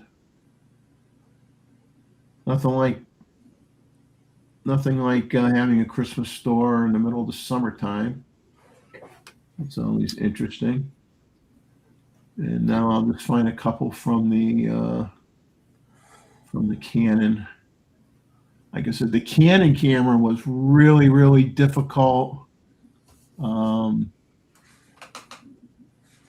Just due to the lack of magnification, and is absolutely a horrible camera if you wear eyeglasses, because what you end up doing is you're trying to look through the back of the camera, and you're doing this. You're like, oh, okay, where's the left hand side? Where's the right hand side? Where's the top? Where's the bottom? And you're doing this, and you end up with a sore neck by the time you're done, and you're getting kind of ticked off. I mean, it's not a fun camera to shoot if you wear eyeglasses. If you don't have eyeglasses, you're good, but if you got eyeglasses, forget it. So here's a couple with that, and this was with the this was black and white, and this was trying to think of Bob. If Bob's still here, he'll remember the town. I don't remember. Hamlet, I think it was, South Carolina. There was a railroad museum that we went to, and unfortunately, this was there right next to the different buildings that were part of a restored. It's an active Amtrak train depot / museum. It had multiple buildings, and which was adjacent to their main street, and this is what most of Main Street looked like. Just old buildings that dilapidated with, in terms of occupants on the small strip of Main Street that you had in this town was, maybe 10% occupancy, and the buildings were in rough shape and needed, person we saw said, well, we're working on trying to get these buildings filled with people that want to sell products, but tough sell when you got to put a lot of money into it, unless the town is willing to spend the money. Another shot. But camera performed well. It was just not friendly for someone who wears glasses. So for the first time, you got to see that I actually have used some of my cameras, saw some of the images, and I hope you enjoyed the presentation. Fantastic, Jeff. Comprehensive for sure. The interesting enough, those photos that you show that recently still look like old photos, correct? On top of the color on the film. So I presume that. Yeah. I mean, it's fun. I mean, I love focusing with the M3. If someone said to me, "Oh, you think Leica cameras are worth it?" Overall performance wise, that would be kind of a tough sell for me, in terms of the feel of quality, the feel of the camera, the smoothness of operation of the camera. Like I said, the focusing patch on that camera is phenomenal. It is so easy to focus that camera and nail it. It's got a very large focusing patch, much bigger than what's on the Nikon SP, and doesn't look like it lost any brightness whatsoever. And it is a joy to focus that camera manually. Very easy. Right, I can tell you that you find the coverage was a very important thing. When you have like 80%, then you take your photo, you think you compose it, and then suddenly there is a foot on the side of the shoulder of somebody. Yeah. Where did that dog's head come from? Exactly. Or you got somebody's leg, like you said, somebody's leg or foot in the picture, and I mean, Exactly. obviously you could crop it out and get rid of it, but it's Not in frustrating the when you're doing this. It's like, oh, that's no fun. not in the old times when you get your prints, you say, "Oh my God, what the hell?" But thank you, Jim. That's I appreciate it. I mean, in the end, would I recommend people to do what I've been doing? That's kind of hard to say. I recommend it. It is enormously time consuming, and sometimes your heart gets broken when you were so sure that you made the right choice, and then you got it, and there's something wrong with it that you can't fix, and it's not worth spending the money to fix it, and then you just feel like, I just spent X amount on this, and in your mind you're saying, it's a piece of junk. Well, it's not a piece of junk, but you can't use it, and it just bothers you. It's just really, really hard. I mean, if you're these people that are buying, like a Model Zero prototypes for, millions of dollars or whatever, and you have these super serious collectors that spend a lot. That money is no object. They just buy the best of everything that's out there.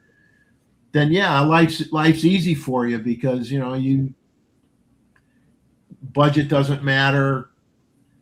You have a circle of friends that are camera collectors too, and you know where to go, and you're spending your loads of cash on these things, and that's great. But if you're an average Joe like most of us, you're trying to optimize your dollar. You're trying to make sure you don't get ripped off. You're trying to end up with something that cosmetically is appealing and functionally decent.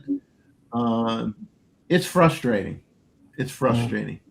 Well, but I presume, like any collector, right? You take the good and the bad. I mean, it comes with the territory. Yeah. Fantastic, Jeff. So what out of all your camera collection, which is the one that you used to say this is my favorite baby, either because you are emotionally attached to it or because you're such a good I client? can't answer that. I can't answer that question. I love them all. I love them all because, like I said, I've tried to find, in some cases, cameras that weren't where they didn't make a lot of them. Makes them rare. Had a unique feature. Had historical significance.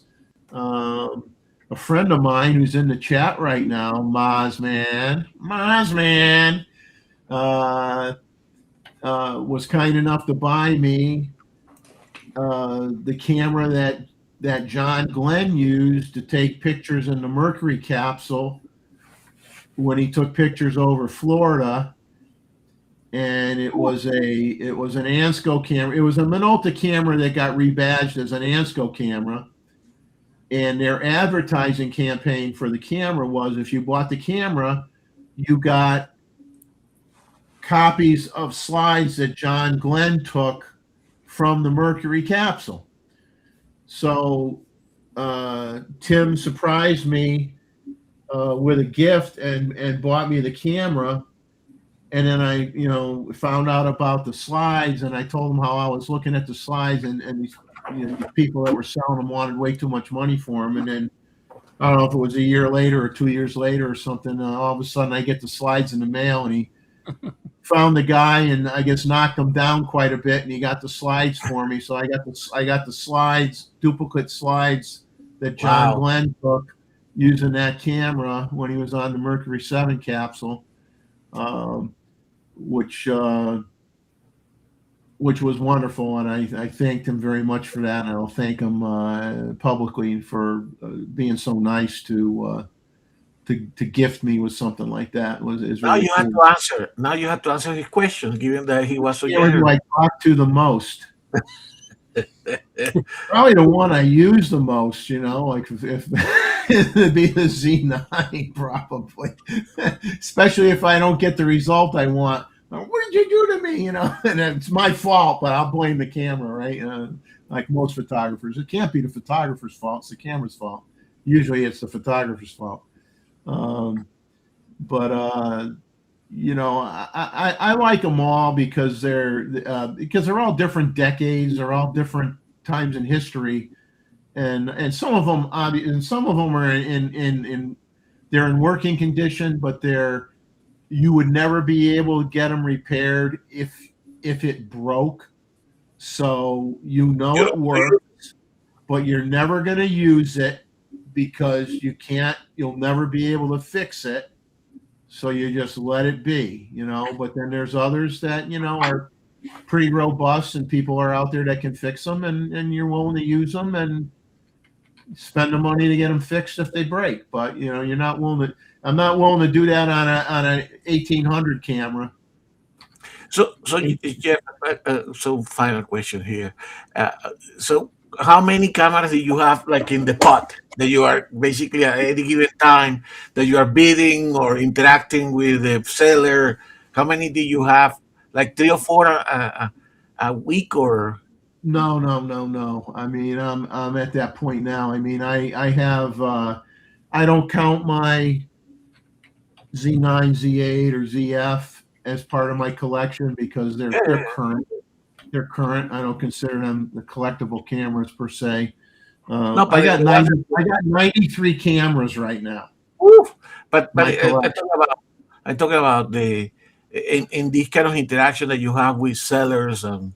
I probably only have maybe So two cameras that I'm kind of looking at, but right now I'm on a spending pause right now because I'm spending money in other places. Okay. But so you don't look when you don't have the money. You don't look just in case. I don't have. Yeah, I don't. If I don't feel I have a little disposable income at the time, or I need to spend it on landscaping material or something like that, I don't. And then I may not look at anything for months, and then if things change, then I get stupid and I look at 4,000 of them and I drive myself nuts for a couple weeks, like staring at the computer and losing my eyesight worse than it already is. You get the itch. Get the itch, yeah.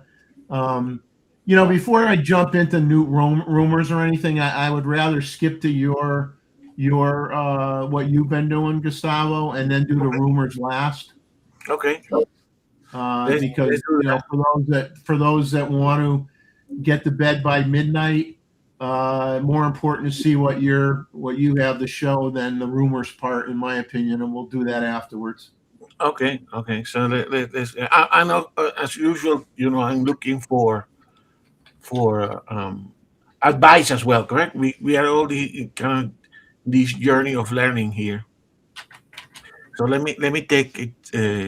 This one, okay. So as I said, this fall within the segment of photo gear, in this case, software, correct? Because as you know, part of my current workflow is I use DxO. Every time I take a photo, regardless of on the ISO, I put it to DxO RAW, and many of you know there was a recent release of a new version that was commented quite a bit by the different YouTubers, correct?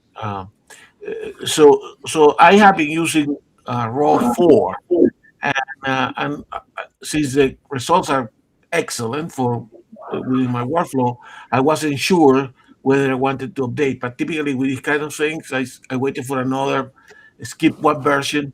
So I went and tested this, which is the latest version, and I can show you here the outcome of the test because it was slightly different to what people were talking about. Okay? So this is the original NFE which I opened here. I'm not sharing. Let me see. Let me stop sharing and share again. And you tell me you see. No. Okay. All right. So this is the original image. Nothing in particular, and I put it specifically. So this was with RAW 4, a version of their processing called D Prime. One of the issues with some of these demosaicing noise reduction software is that basically it creates very large files. So you can see this typically a 45 megapixel become 134 megapixel. Okay, but if you don't do every capture, it works well because it improves the quality of the image quite a bit. Right? So let me move here. So this is a comparison. This is at, I believe, at 200% on the camera, because contrary to what most people have been saying, and that has been my experience so far, there was not much different between RAW 4 and RAW 6. Okay? I mean, you can see here the diagonal or the top row with the bottom one at 200% magnification. In terms of noise reduction, both produce excellent noise reduction. Okay, so at that point, I thought it was not worthwhile for me to pay the additional $75 for the upgrade, right? Between these different versions of the software. What actually got me motivated to eventually change from RAW 4 to RAW 5 is what actually they have been doing with their compression algorithm. Because as I mentioned, the RAW 4, you go from 45 to from 45 to either 134.8 megabytes or to 176. So your files become very large. Right? Now, for me, the main advantage actually to move to RAW 6 was not the quality of their processing image. It's actually the fact that they have a compressed format, right?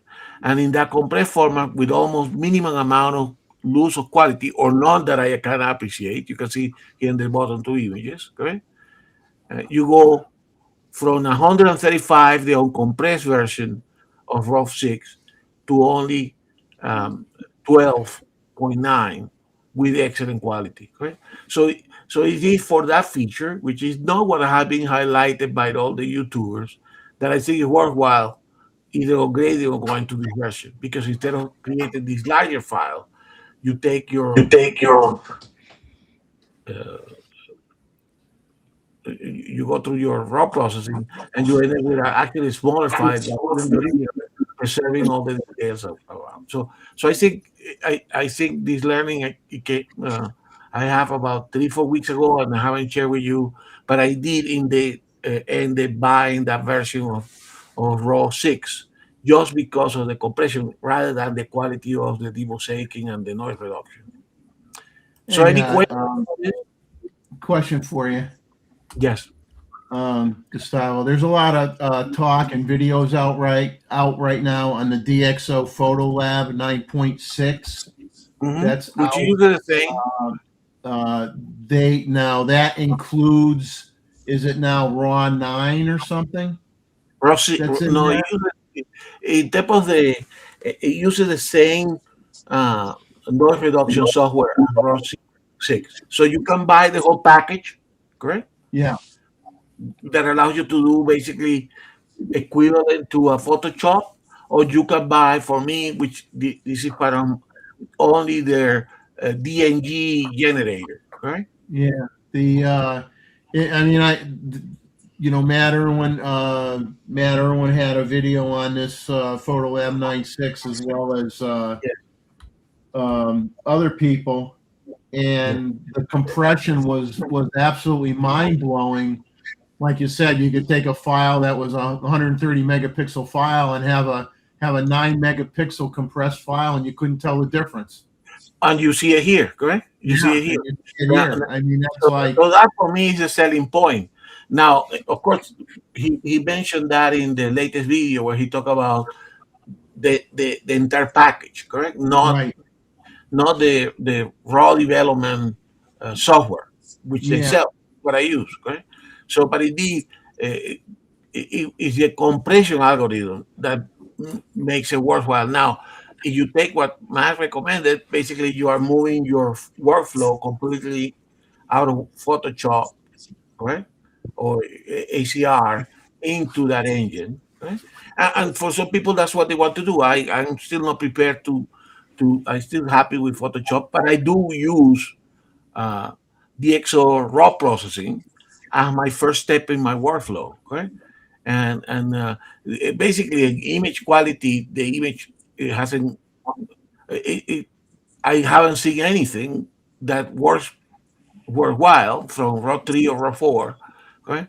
But the compression algorithm and selecting the compressed file, that actually is worthwhile, correct? So I was happy to pay for the new version just because I got the compression algorithm. Because I do. So do you take your native Nikon file, your raw file, Yes. you run it through this, you compress it, then you bring it in Lightroom and you edit it, or Photoshop and you edit it, Yes. and then what file format do you end up with at the end? So I keep a lot because I mean, on my nature photography, I don't have that many photos. Correct? You do as you know, you do a photo shoot in the morning, and you may be having 3 or 4 images that you really like and want to keep. The rest go to the, I throw a lot of the photos because I'm looking for something specific, particularly you and me that shooting the same place on a regular basis. You're looking for something special. Okay? So I do keep the I do keep the original NEF file. I do keep them. Okay? I then process using DxO raw, in this case 6, and at that point it get compressed the file. Okay, so and that generates a DNG. Now some people don't keep the DNG file. I do keep the DNG file because that also secure that those are like open. They are in. It's an open format. Correct? Yeah, open format. You will always be able to go to your DNG files. Furthermore, when you open the DNG file on Adobe Camera Raw, because I don't use Lightroom, I use Photoshop, Adobe Camera Raw, some of the changes that you made to that DNG are kept in the file as well. Okay? So you have already a semi-process. Then I go into Adobe Camera Raw, and from there, which at that point you are working now on a PSD file, right? So I typically keep my PSD file, which sometimes I compress by merging, if I have multiple layers, by compressing the layers, and ultimately to share with you guys, I do create of the image that I want to share a high quality JPEG. So I ended with out of one capture 4 files. Yeah, it's like Ray Parker came out with a video on this Photo Lab too, and I asked him a question. I says, the thing is, for me, I've got tens of thousands. I've had Lightroom from the day it came out. Okay, and I'm not going to say I use their filing system the way that they try to promote it, and I don't have time to sit there and put down every bird that I took, and so I could search and find all the eagle shots and search and find all the egret shots. And I wish I did that, but time is time, right? So but I look at it and I says, okay, well, one of the reasons Ray anyway was talking was like the prices for your subscription rates on Adobe keep going up and up and up. And with this, you pay the one fee, and then supposedly the updates are not like every time you blink, there's an update. And if it is, it's not overly expensive, quote unquote. But, if you got tens of thousands of images that you're used to a certain workflow. Exactly. And now I'm assuming if you cut your subscription off with Adobe, correct me if I'm wrong, because I've never done this, so I don't know. I'm assuming if I cut my subscription, obviously I've got Lightroom and Photoshop on my computer already. They would still be there, but obviously I would never get any updates because I'm not paying for the plan. But I'd still have the software on my computer that I could still use for the images that I put into the system. I don't know, Jeff. I don't know. You know, that would be my concern. Do I got to migrate tens of thousands of pictures to that other system if I wanted to switch over, so I'm not paying a subscription rate? If you save, I presume you save a PSD file, correct? Well, I save the raw file, and then when I put files in a certain bucket for printing, they're high res JPEGs, because So then you're okay. if I send it to a printing place, they want JPEGs. No, then you're okay. But you can. But I don't think if you don't have an active version of Photoshop or Photoshop Lightroom, correct? I'm talking about those. You cannot reopen a PSD file, so you may be able to. So that's why sometimes people keep the NEF and the DNG, and so people that don't want to reprocess, correct? They say the problem is that, as we know, JPEG, which is highly compressed, if you go and reopen it again, you start reprocess, you create banding problems, correct? With reprocessing a JPEG. So people create a high quality TIFF, but TIFF is a very uncompressed format, correct? And create very large files. So indeed, if you want to migrate to a new software, you can do it, but you may have to rely on your NEF files or in the DNG, or your final product if it's a JPEG. So it's always compromised. It's complicated. It's complicated, but you have to plan for it. I mean, I think I have mentioned before, I hate the catalog from Lightroom, correct? And I know that you don't have to use it. But for some years in the 2000, I think in 2005, it messed up my whole system because I tried to use it, and I basically lost some time there because I have a period of time where my photos that I want to keep are not properly, because my cataloging is all in the name of the file, right? So I went back to my original cataloging system, and that's what I use. But that's a different subject altogether. So just to conclude here, basically, and I think Martin have asked me some questions before about DxO raw processing. For me, it's the best, correct? And I think for sure, I use it as part of my workflow, will continue to be part of my workflow.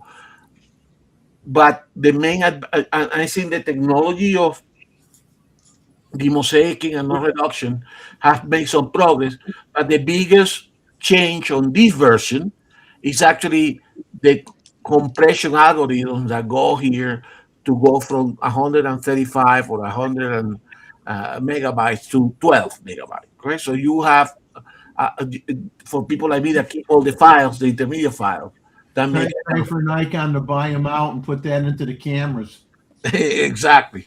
Well, I mean, I do not shoot anymore the uncompressed version of our NEF. I shoot the what is the HI star, right? Yeah, high efficiency star. Exactly. Those are fantastic files, right? But it's still large enough. So indeed, that's going well. So the next subject that I have here for you guys, and I got some questions. If anyone want to discuss a little bit more that issue of the processing workflow, so digitizing on slide, which is actually what has kept me busy for the last almost now 3 weeks. So I ended, Jeff. I think we all here are a little bit obsessive with our things. So, you can be yourself. Your slide boxes are there forever, and then one day you say, "I'm going to tackle it."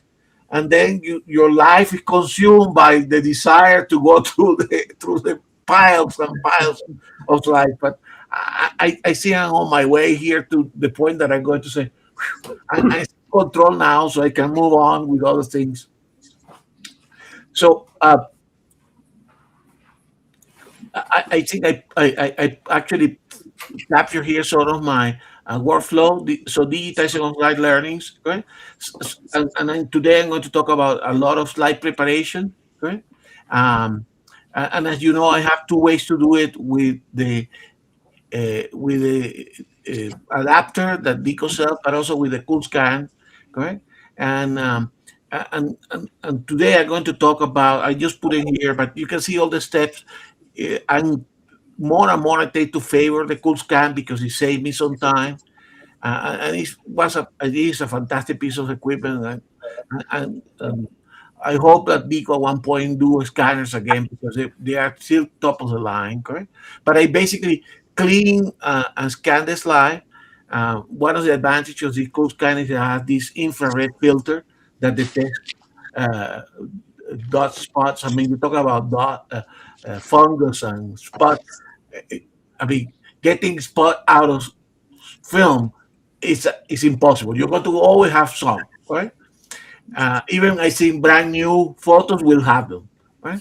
So having a way that automatically can deal with it is fantastic. That unfortunately that create a TIFF file and it's humongous. Okay, it's a big thick file because as you know the cool scan create a 16-bit file. Okay, I open them in Photoshop, make corrections using the camera raw filter on that TIFF file. Then I actually found contrary DxO raw processing, which is made for raw images, don't work well. But the uh, Topaz denoise work with this analog image quite well. Okay, so I denoise and sometimes sharpen using Topaz, which I have as a plugin. And then after all, I finish all this, I flatten the image because it's not worthwhile for me to keep this gigantic file. Now you talk about 400, 500 megabytes. Okay? On the 850 or the CAC9, you create a 45 megapixel, right? And those then obviously they are larger. They're 45 megapixels, so it's a little bit smaller. And then I do the corrections in ACR, duplicate the background to work with opacity noise, and then flatten the image, right? Uh, but I found, fiddling with the larger or fiddling with the adapter is quite time consuming and you have to frame it correctly. But if you don't have any other resource, that's the way to go. So today I'm going to be talking a lot about the cleaning process because that I have learned quite a bit. So the cleaning materials, and I have been consulting several of you on this, right? I mean, that bottle of alcohol, isopropylic alcohol that I bought for cleaning the camera, actually it works well on the film and the slide, doesn't damage them at all, right? Uh, the other one, actually the one that I favor, and if you have a local camera store, is to buy the solution that you use for cleaning your sensor. That called PEC 12, correct? That actually is the best for cleaning, correct? The only thing is that you have to be in a ventilated area because you can get high just by cleaning your slide. Because That's why all of a sudden you've been doing slides for a month. I tell you, it produces a lot of fumes, but it's the best. So you can imagine that your film is like your sensor, correct? Every piece of film is a sensor, correct? And so these work well. It doesn't damage. Now, lately, what I found out that the best thing to clean them is actually get a sensor cleaning, correct? And that in your slide, it works pretty well. Rather than using Q-tips and all that kind of stuff, you just use you can get to the corners good with that because exactly. it's squarish. Yeah, exactly. Now, this one, as you know, the proper sensor cleaner can be quite expensive, but obviously you can use this in more than one slide. But I found that there is some cheaper version of that is used for car detailing and camera and cleaning camera for like you, Jeff.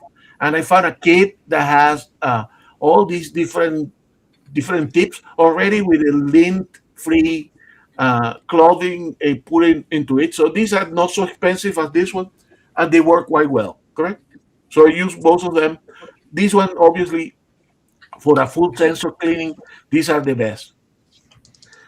The other thing that you need to have is sometimes the peg pad, which you use, those are good because you can use it as a surface.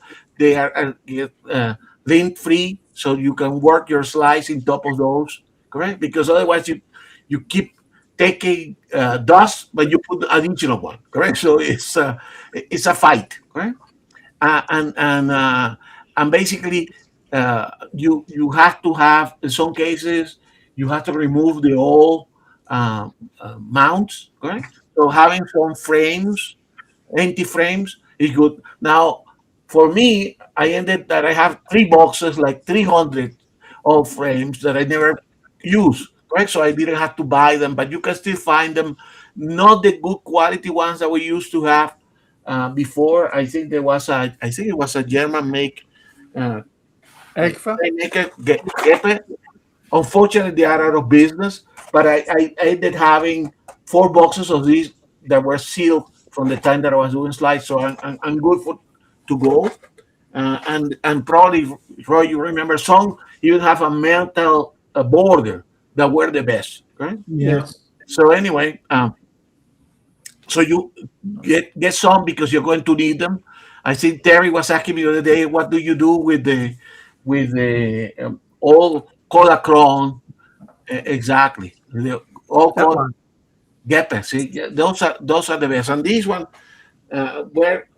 these are the best quality ones, Roy. And they have, they have, and I show them later on. They have even their little indent where you put the film underneath, correct? So it gets properly flat. Right? The final one that I'm going to mention is hydrogen peroxide, correct? Because I mentioned the last, because whatever I'm going to tell you from this point, there is a disclaimer, correct? Some of these can damage your slides. You do it at your own risk. You do it at your own risk.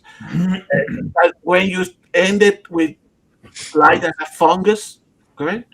I mean, scratches, those you can take, scratches you cannot take, correct? Fungus is a problem. This PEG 12 doesn't do anything to the fungus, right? So that's why, but I'm going to show you how I deal with it, right? Well, it's funny that the hydrogen peroxide is what I use to remove fungus from lenses. Exactly. But like you said, I'm not going to tell someone to do that because and when you make if your lens is coated and if you leave it soaking in it too long, you could cause a problem. So you do so at your own risk. Exactly. And what I may tell you here may help you on that process, because I think it's some of it applies to what you do, right? So this is so the first thing you need to make is an assessment of the quality of the problem, because there is no such a thing as a clean slide or a clean film. Dust free doesn't exist unless you work, in a work in a clean room.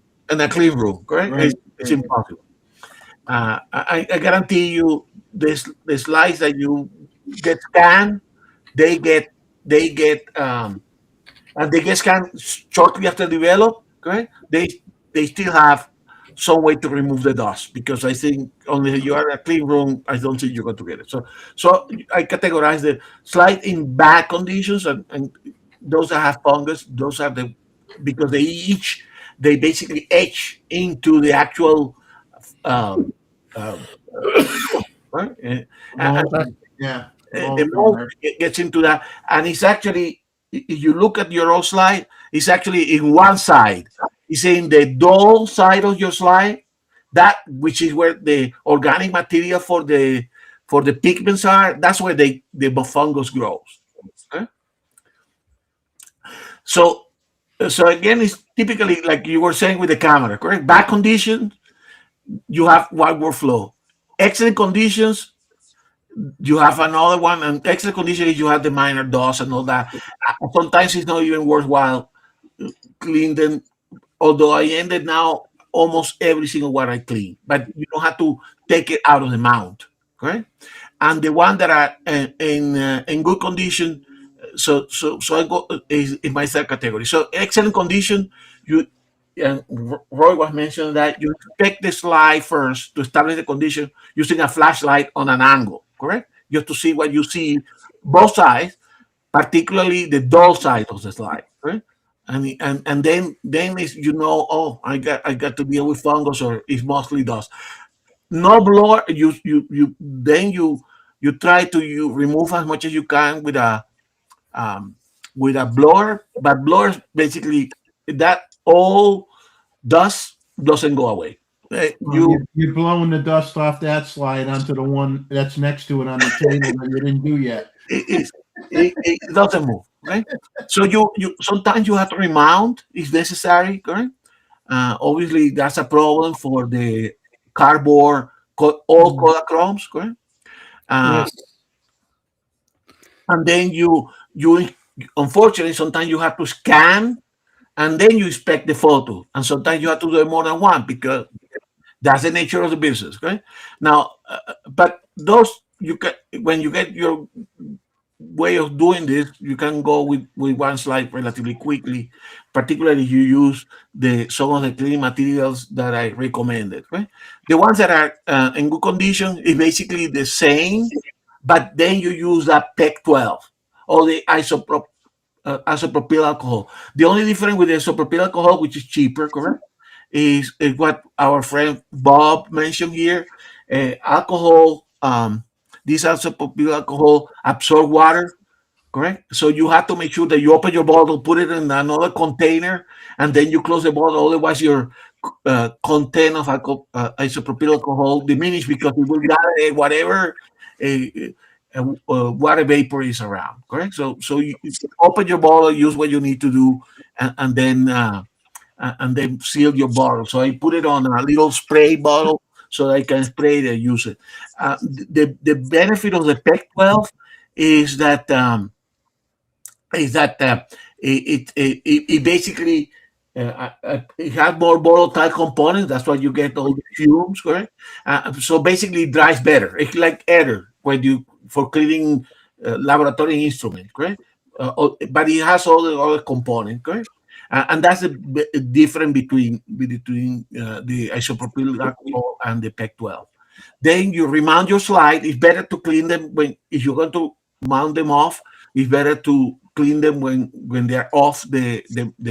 It's easy. Otherwise, you leave a rim around the edges, which is quite upsetting. Then you dry them. The blower actually is better for drying them, and then you scan and inspect. Okay. Now two questions. If your slides are mounted in cardboard, then you're in trouble. Then if you go to take them out of that, obviously now you have to have some plastic mounts laying around to remount it, yeah, which you may or may not have. And then, have you been able to find? Can you still buy plastic mounts? No, yes, you can. I mean, not this brand, but you go to B&H or you go to your local cabinet store, they sell them. Okay. It's just that they are not as good quality as the old ones. Second question is, how good is the dust removal with the software that comes with the scanner? Oh, excellent. So you don't have to be perfect. It'll get rid of it. Exactly. But there is a catch, correct? In the software that I have has different level, correct? And it's always better to clean them anyway.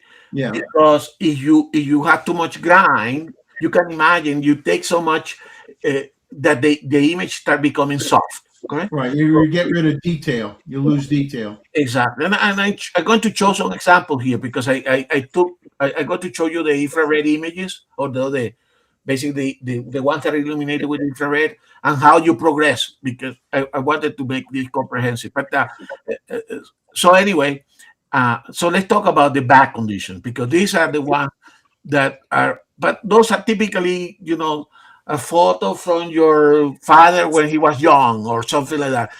Okay, or a photo of your son when he was born. Correct. I mean, the ones that are really worthwhile. Correct. A photo of I don't know, of a trip to Europe. Correct. Those are things that you can go and get again, or get or see the photo in the internet. Correct. But the one that has emotional value to you. Right? The one when I have hair. So anyway, so let me show you here. So what we do is, so you inspect with the flashlight, remove the loose dust. Okay, you take them out of. If you're going to commit to clean them, you have to take them out of the mount. Okay, you for this one, this is what I use now. Okay, I don't use the isopropyl alcohol. I basically do a initial clean with PEC 12. Okay, then gently remove put the hydrogen peroxide, correct, with one of these things, a different one, correct, and gently, because the hydrogen peroxide eats into your pigments, correct. So gently, but it does definitely take the fungus out. Okay, it takes the fungus out, and then immediately after, correct, you go with another version of the PEC, because it takes so much that the slide becomes sticky with the hydrogen peroxide. Okay, so when you go back with the PEC, it basically that stickiness goes away, and then your slide it gets clean. It really is the only thing that I have found that takes the. So for your cleaning your cameras, your lenses, Jeff, maybe a process like that, PEC, then hydrogen peroxide, and then PEC again, can work for you, because it works on the pigments on the film. Okay? Then you remount the slide, dry, and remove the dust with air blower, and then you kind of. I have got excellent results with some slides that I thought they were goners. Okay? Now you will see later on when we talk about AI. AI can do some of that as well, but it depends on how much you lose. Right? You want original, you may have to go through some of these processes. And for some of those that has sentimental value, that's what I have been doing. Okay? All right. I hope this is useful, sir. So let me show you some examples. Okay? Because some of the image don't look that bad. Okay? So this is all the image with dust and fungus. Okay? And you can see here is one is the image before cleaning and the image after cleaning. Now here in YouTube, you're not going to be able, but you start seeing the damage when you zoom in. And this is also in 200%, right? So you can see here there is a lot of little specks. Those are typically the dust, okay? And then you see these dendrites, correct? The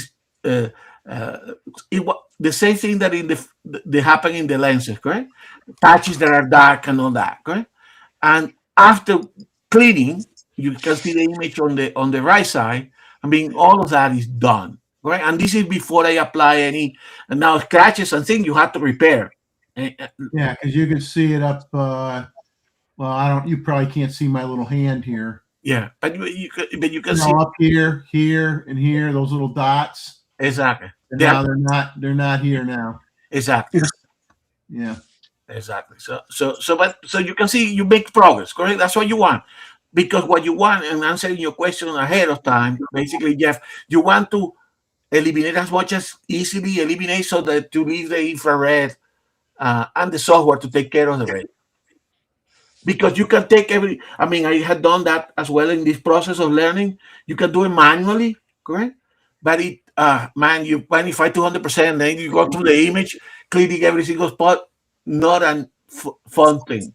Now, I tend to use the low setting, correct, on the software, so that it basically takes the obvious. And if I had to take a couple of by hand, doesn't matter, right? I mean, Lightroom and Photoshop is very good at doing that. Okay, so let me go back here. So I need to click. All right. So this is the final image. That image looked like it was taken yesterday, correct? But in reality, so you can get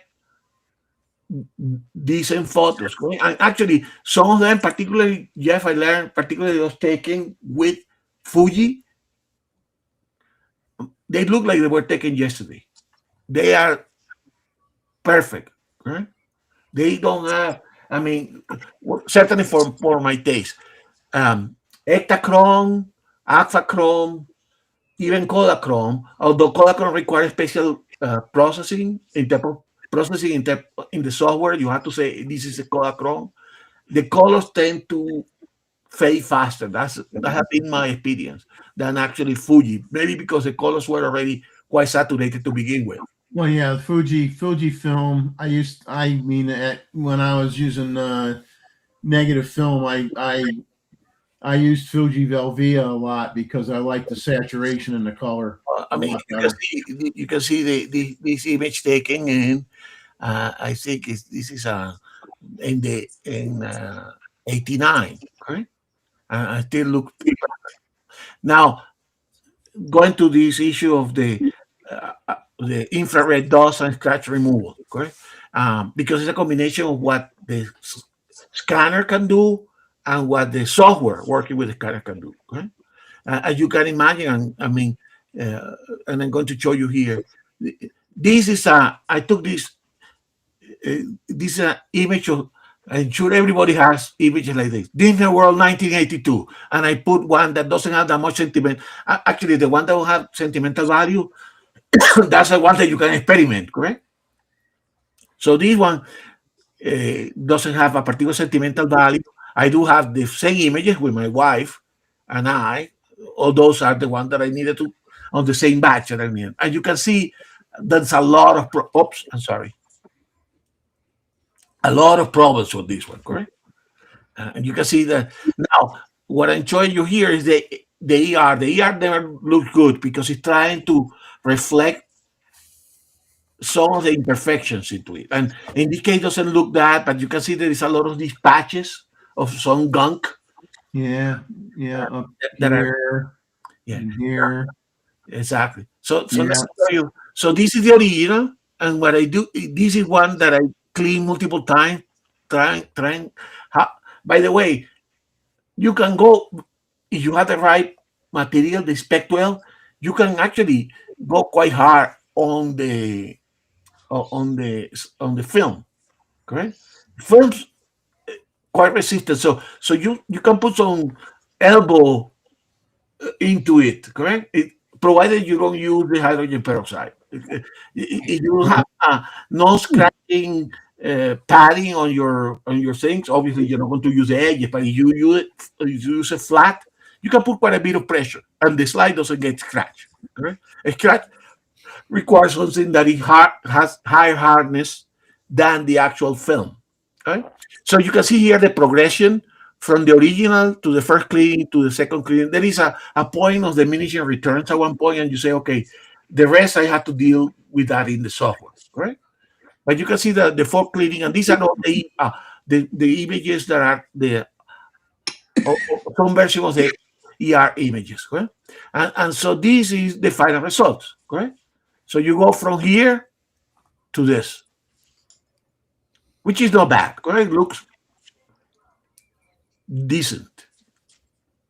Now this is another cleaning, and this one you can see here some of the ER images that look dark because it basically I think it has a light that has an angle of incidence with respect to the material to highlight the problem, correct? So here you can see sometimes the fungus shows for these infrared images as this white spot that you can see in the top one. Right? Now, this is one that require the hydrogen, the previous one didn't require the hydrogen peroxide. This one has a lot of fungus. That prior one didn't have that much fungus. It has mostly gunk and dust.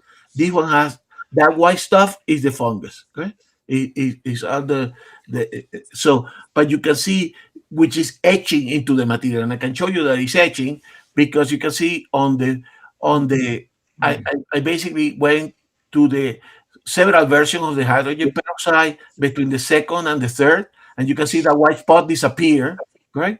But I start also at one point actually eating into the layers of the pigment, right? Yeah, down here. Exactly. Yeah. But that's when I was learning, correct? So that basically I needed to do it gently with the hydrogen peroxide, don't wait too much, and then came with a PEC 12 again to remove, correct? But you can see the final result is this one, right? I mean, it is, and you have etched a little bit, it will show like a bluish dot, and you can basically clone that area, right? But you can repair. I mean, this is a photo taken in 1988 and still look decent, right? So, so there is another way to do this, and I'm not going to go through these conclusions, correct? Which is what our friend Jim have been doing. Correct? He basically say, he go and scan the photo one way or another, correct? And then rely on AI to do some of the repair, right? And actually, AI do a magnificent job on it, but to a point, because it's, I mean, you're starting, there is always some element of modification to the material, correct? And so your slide is in good condition. So for me, at this moment, AI will be the last resource. If I cannot do anything else and I still want to have a photo as restored as possible, then I will go to AI. But I will go through all the process of those that have sentimental value to try to repair them myself. Before we move into this topic, question for you, Roy. So, Roy, any comments? Since you are the professional of the lot here. No, I think you covered most of it. I found the cheapest way to scan slides is something like this. Yes. It's just a cheap lens on a tube that fits on your camera. I don't use it because it's a bit too cheap, but it just it needs more light. But it's very simple, and because it's mounted on your camera, it doesn't need a tripod or anything.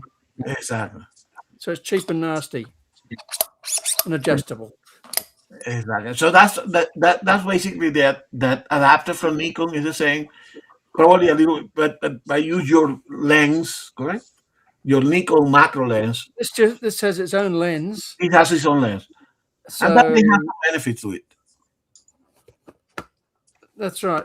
I use a proper macro lens on mine, but this is probably less than those cheap little boxes that have got a camera built into them. Yeah, and of course it has the disadvantage you don't have that infrared light of the camera, correct? Yeah. So you have to do all the cleaning after that by hand. Yes. Yeah. But and of course what I found out is that because this is a minefield, correct? You still the scanner has the advantage, and there are some other scanners that probably work quite well that even have the infrared. They are not super expensive. They're not talking about. They're talking about in the hundreds of dollars.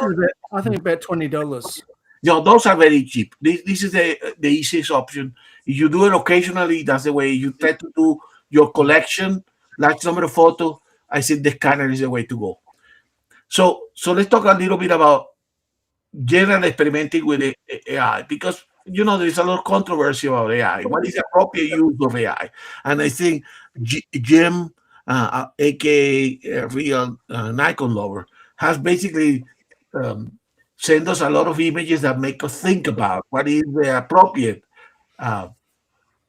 use for AI. Correct? The AI has there is a lot of controversy. But like any new technology, there is a lot of potential, correct? And I think Jim is exploring some of that potential. And we now find out that Bob is also doing the same, right? And the results are ultimately quite spectacular. I'm going to show here. And we're going to see Jim mentioned that he's using ChatGPT. But I guarantee you we're going to have that tool, AI tools, almost different versions of the tool, which already exists, correct? So obviously, some of these are subscription system. I guarantee you, eventually, there will be subscription system within the Photoshop or within Apple, within Photoshop, within the different software that allows you to do something of what Jim is doing with probably his subscription of ChatGPT. Now, so Jim sent us these images yesterday at my request. So he was trying actually. He has done some other work that is fantastic, correct, for other use of AI. But he was experimenting here with an old photo of old relative, because that's Jim's daughter, that he took probably 20 years ago, right? Of what's it called, Rose of the River kind of pose type of thing. Yeah. And then, he took that photo, he put it through AI to do the initial restoration, changing the background. He wanted to basically already have AI manipulated appropriately that photo of Jim's daughter. Okay, and you can see that. And then on the side, he was working on, I think, a P51. Okay? I don't know what version of this. This is the D version of the P51. So you guys can correct me because I'm not up to date with my airplanes. But you can see he has that photo, which he probably also restored. Jim can tell us about it. And he sent me a whole description, but I don't have it here in front of me to read it. So I'm improvising here, but Jim is in the chat. Okay? And he wanted to create something out of these two restored photos. Okay? And you can see he experimented this, correct? So he combined the two. So, okay, and created this photo. And ultimately, what he wanted to do, or one of the things that he wanted to do, is create like a old-fashioned looking type of poster. Okay? So obviously, this technology has, for creators, like we all are to different extent, right, possibilities. And I think this is a fair use because he's not used. He uses here with the intent to create, in the case of Bob, to create some T-shirts, correct? Certain emotional content for him, or in this case, Jim, to create some poster, okay, that he can print, give to her daughter, or we have some emotional content to him, right? And I think that's a fair use, right? So in the past, this could be something impossible or very prohibitively expensive by some of us amateurs here to be able to do, but he can do now this type of thing, and the results are fantastic. Particularly since Jim has disclosed to us that his father worked as a fireman for the U.S. Air Force, correct? So this has emotional value to him, right? And so what I want to do now with everybody here, including Jim in the chat, is talk about what is fair use. Now we know there is a use for restoring, which is a little bit different to what I show. I believe that what I want to do, I will still do all the steps, and I think Jim agree with me, of restoring it manually, and then the last resort, use AI when I want to do something final with this. Right? So what do you think about James and Bob? Let's include Bob and use of AI on this. Well, I mean, they're using it to be creative, Exactly. in a different way, and it's not like they're taking an image and then trying to change it and sell it to people, not disclosing that it's not an original picture. No. The intent, the method in which they're using it is strictly from a artistic, creative Exactly. use of AI, which I have no issue with whatsoever. I think it's fair, correct? And because that's what people did with lithographic equipment, correct? Do different photos to create a final product like this. Now he can do it.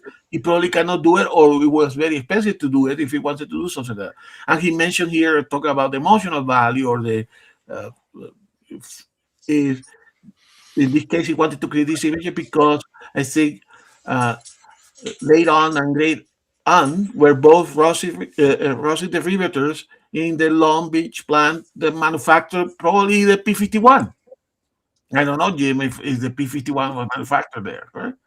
Well, but I think this is perfectly, to my opinion, is perfectly fair. Yeah. The other photos that Jim had shared with us, I think they were perfectly used way of doing it, and he's doing it for himself. Okay? He's enjoying himself doing this, sharing with his family. It could become, like in the case of Bob, trying to do something commercially with it. Okay? But he's still involved in the creative portion of it. He's creating something. He's not having, let's say, a landscape, fantastic landscape, but he wants to have an eagle, an AI eagle in the corner of the photo. That, for me, is not, as a nature photography, well, that moment never existed. It's not done for, let's say, illustrative purposes or convey an idea. This, for me, will be more like cheating. Right? Yeah. Yeah. I Now, agree. putting an image that has scratches and fungus and all that kind of stuff, I think that's fair. Okay? I actually, after we have this discussion via email with Jim, I have, talking to my wife, look at this. What do you think about it? I mean, we know Jim, and we're not sharing those today. I mean, did fantastic restoration on photos of his father. Okay? Yeah. And those were beautiful photos. Right? I much better than what he has in the legacy. Correct? And those are photos that go back to Second World War, correct? And you have, I mean, I think this is fair use, right? So it's differentiating between if, and of course, what is fair and what is not fair is individual, correct? But there is it's like certain things, you know what is fair and you know what is unfair, right? There is a sense of coming and understanding what is acceptable. And I think what Jim has done here is not only acceptable, it's beautiful, right? Yeah, the use of what both these guys are doing are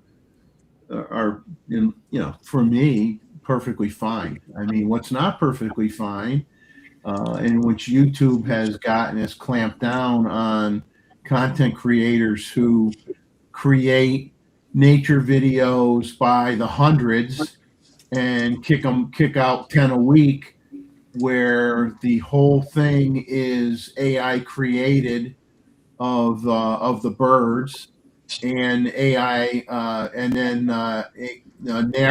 narrated, and there's nothing in there that's real, and they're not necessarily being forward in saying that this is not real. That's where I have a big time problem, because now you're cutting into the revenue stream. You're getting revenue from YouTube for misrepresenting the content, and then people who are doing it the hard way by actually taking the photographs and shooting the video with their camera and spending the time editing and doing it with the real subject matter are not getting their slice of the pie, because they can't put out the quantity of stuff that those people can that are doing everything that's make-believe. That's where I have a severe problem with it. But from an artistic approach, for a personal use, for doing a t-shirt, for restoring an image of your great-great-grandfather that you could hardly, there's no detail in the image anymore. The picture's over 100 years old, and you bring it back. Oh, by all means, wonderful use of that technology. Yeah, but there is always issue. I think we have some very interesting comments here, right? Here from I do have some concern um, with certain of the current engines, correct? Because one thing I would be concerned at this moment is when the whole AI process gets done remotely, correct? Then you lose control, correct? Because the image that you submit or somewhere, right, and they get returned to you, and you don't know whether that somewhere retains all your image for their own AI learning, correct? And then you can see your father or your grandfather being used to to to recreate somebody that is not your father or your grandfather. Correct? So so there is still some dilemmas, correct? When they move to a local processing, I will be more inclined to use it more freely, correct, for certain things. But I do have some concerns, and you can see here some comments I think I put in out of step here from Tim. Let's also not forget the ISN original. Everything was copied from the work. And that is indeed a problem, correct? And I know, like anything, the technology is disruptive, correct? It take advantage. I mean, definitely um, uh, uh, all these AI have been trained on basically unfair use of images that were taken at a great expense by some of so many photographers, correct? Sure, AI. We don't know that AI product or person using an AI product isn't sitting there and scanning or copying or putting in the database for that software uh, all the stock images that they could find. Yeah. That were and so those original images that were taken by photographers are now just becoming part of a model in an AI software program somewhere. Yeah, no, it's a And that's wrong because that person isn't being compensated fair use of their image to support that type of thing. yeah, and like we said, there is always two. Like any new technology, there is two sides of the coin, correct? And it's up to all societies or individuals to select which side of the coin is the appropriate one, correct? Because they could be the buy side. So um, I think Tim make a very interesting comment here. He said color by number isn't a painting either, and I agree that that's the case, correct? So um, the fact that you do color by number Mona Lisa doesn't make you Leonardo, correct? But if you get pleasure by doing color by numbers, that's still fair. Now you don't pass it as an original, correct? And the definition of what is original, correct? Is all. I mean, we already blur what is original versus reality, correct? When you clone a scratch in a photo, you're modifying it, correct? So it's the level of modification. It's like I told you, there is no perfect, clean uh, image, correct? It's degrees of cleanliness that you are acceptable to live with. Correct? The same applies here. There is an element of editing that is here. Yeah, the group that I belong to in Vancouver, we've got rules against AI, where what we can use and what we can't use, and what we ended up doing is creating a special category for when we have our photo reviews. If you have an AI image and it goes separate, Oh, but at the same time, we are allowed to use anything that's processed locally. exactly. Yeah, but it has to be processed locally, and but the organization or the national organization that we belong to doesn't allow any AI, Yeah, but and they write their rules every 4 months to try to keep them up to date. But anyway, this is interesting, and other than she changed the position of her arms, most of this you can actually do easily in Photoshop. That's what I thought. Yeah. Well, of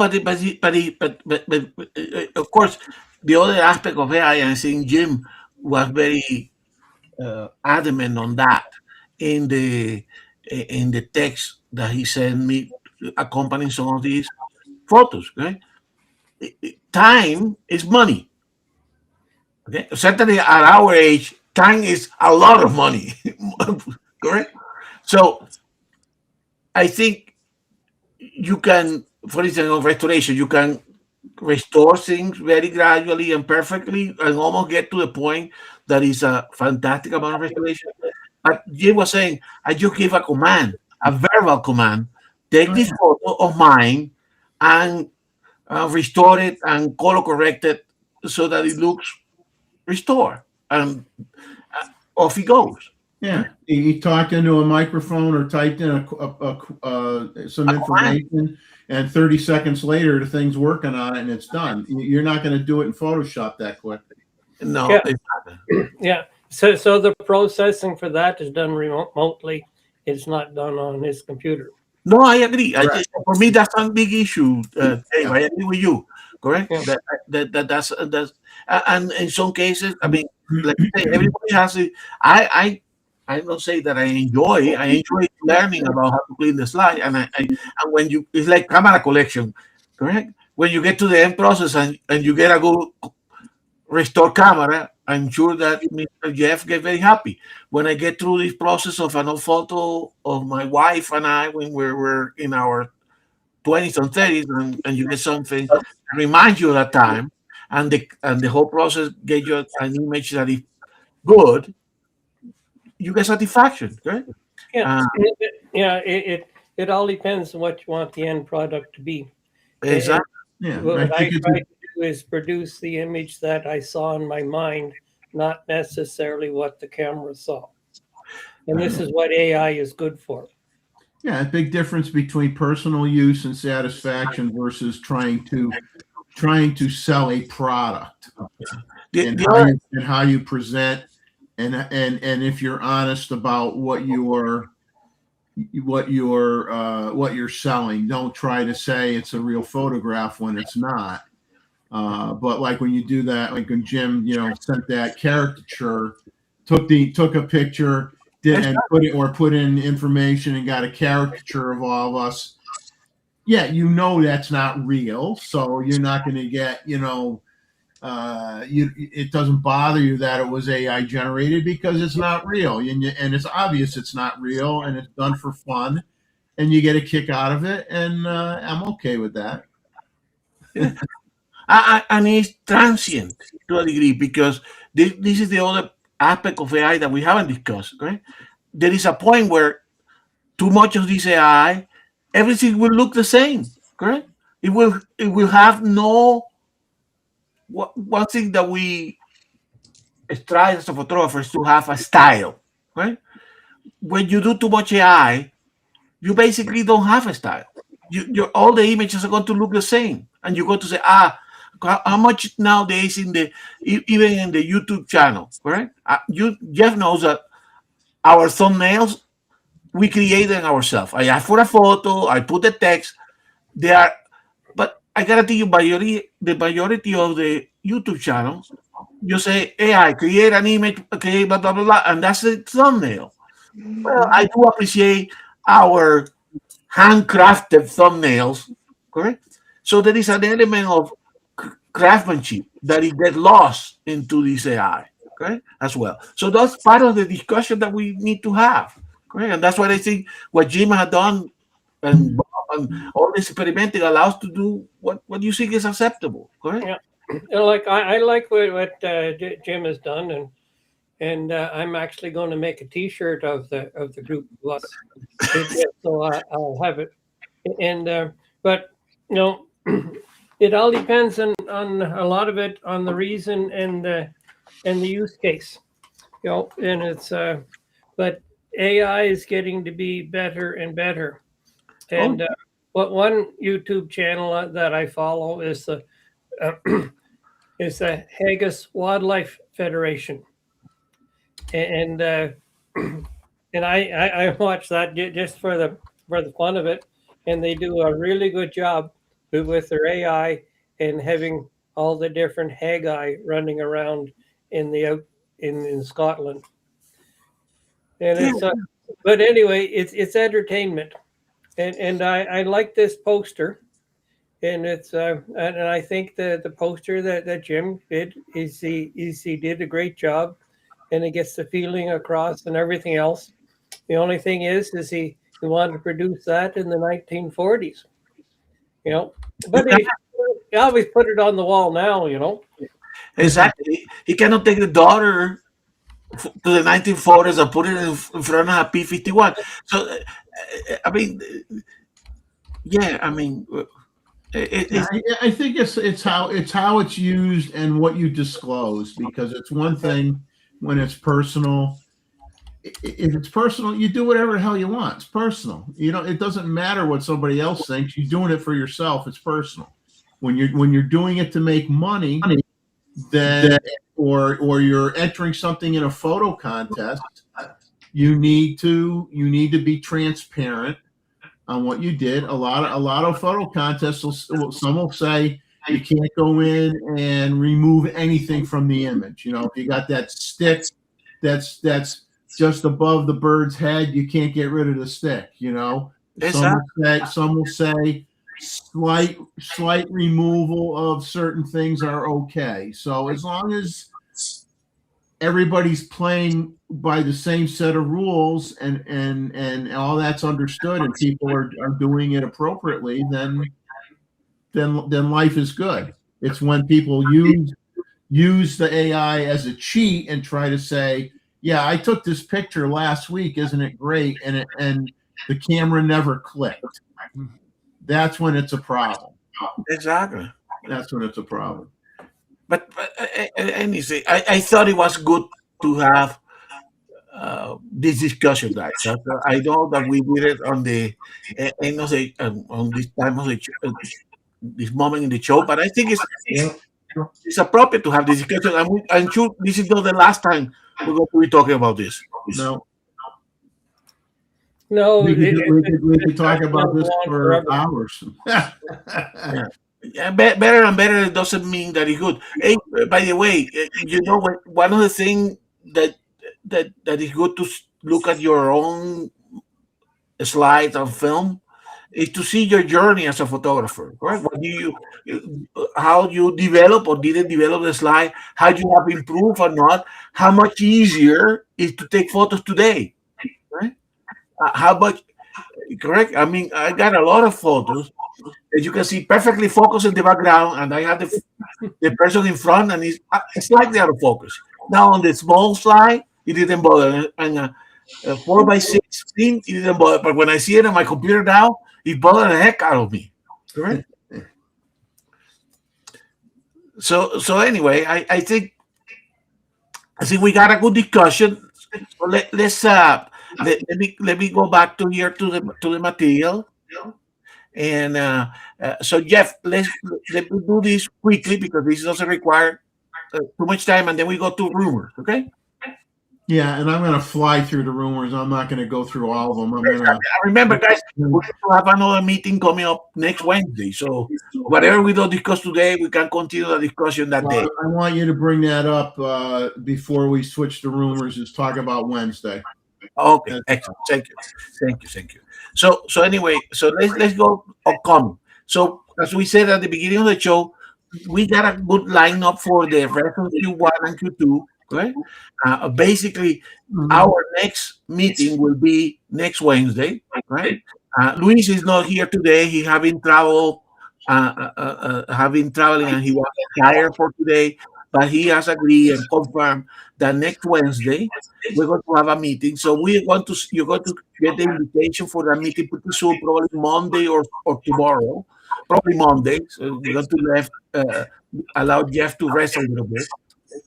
Okay, but next Wednesday we're going to have Luis to present his basic presentation about Morocco searching for wildlife, Sahara, and the Atlas Mountains.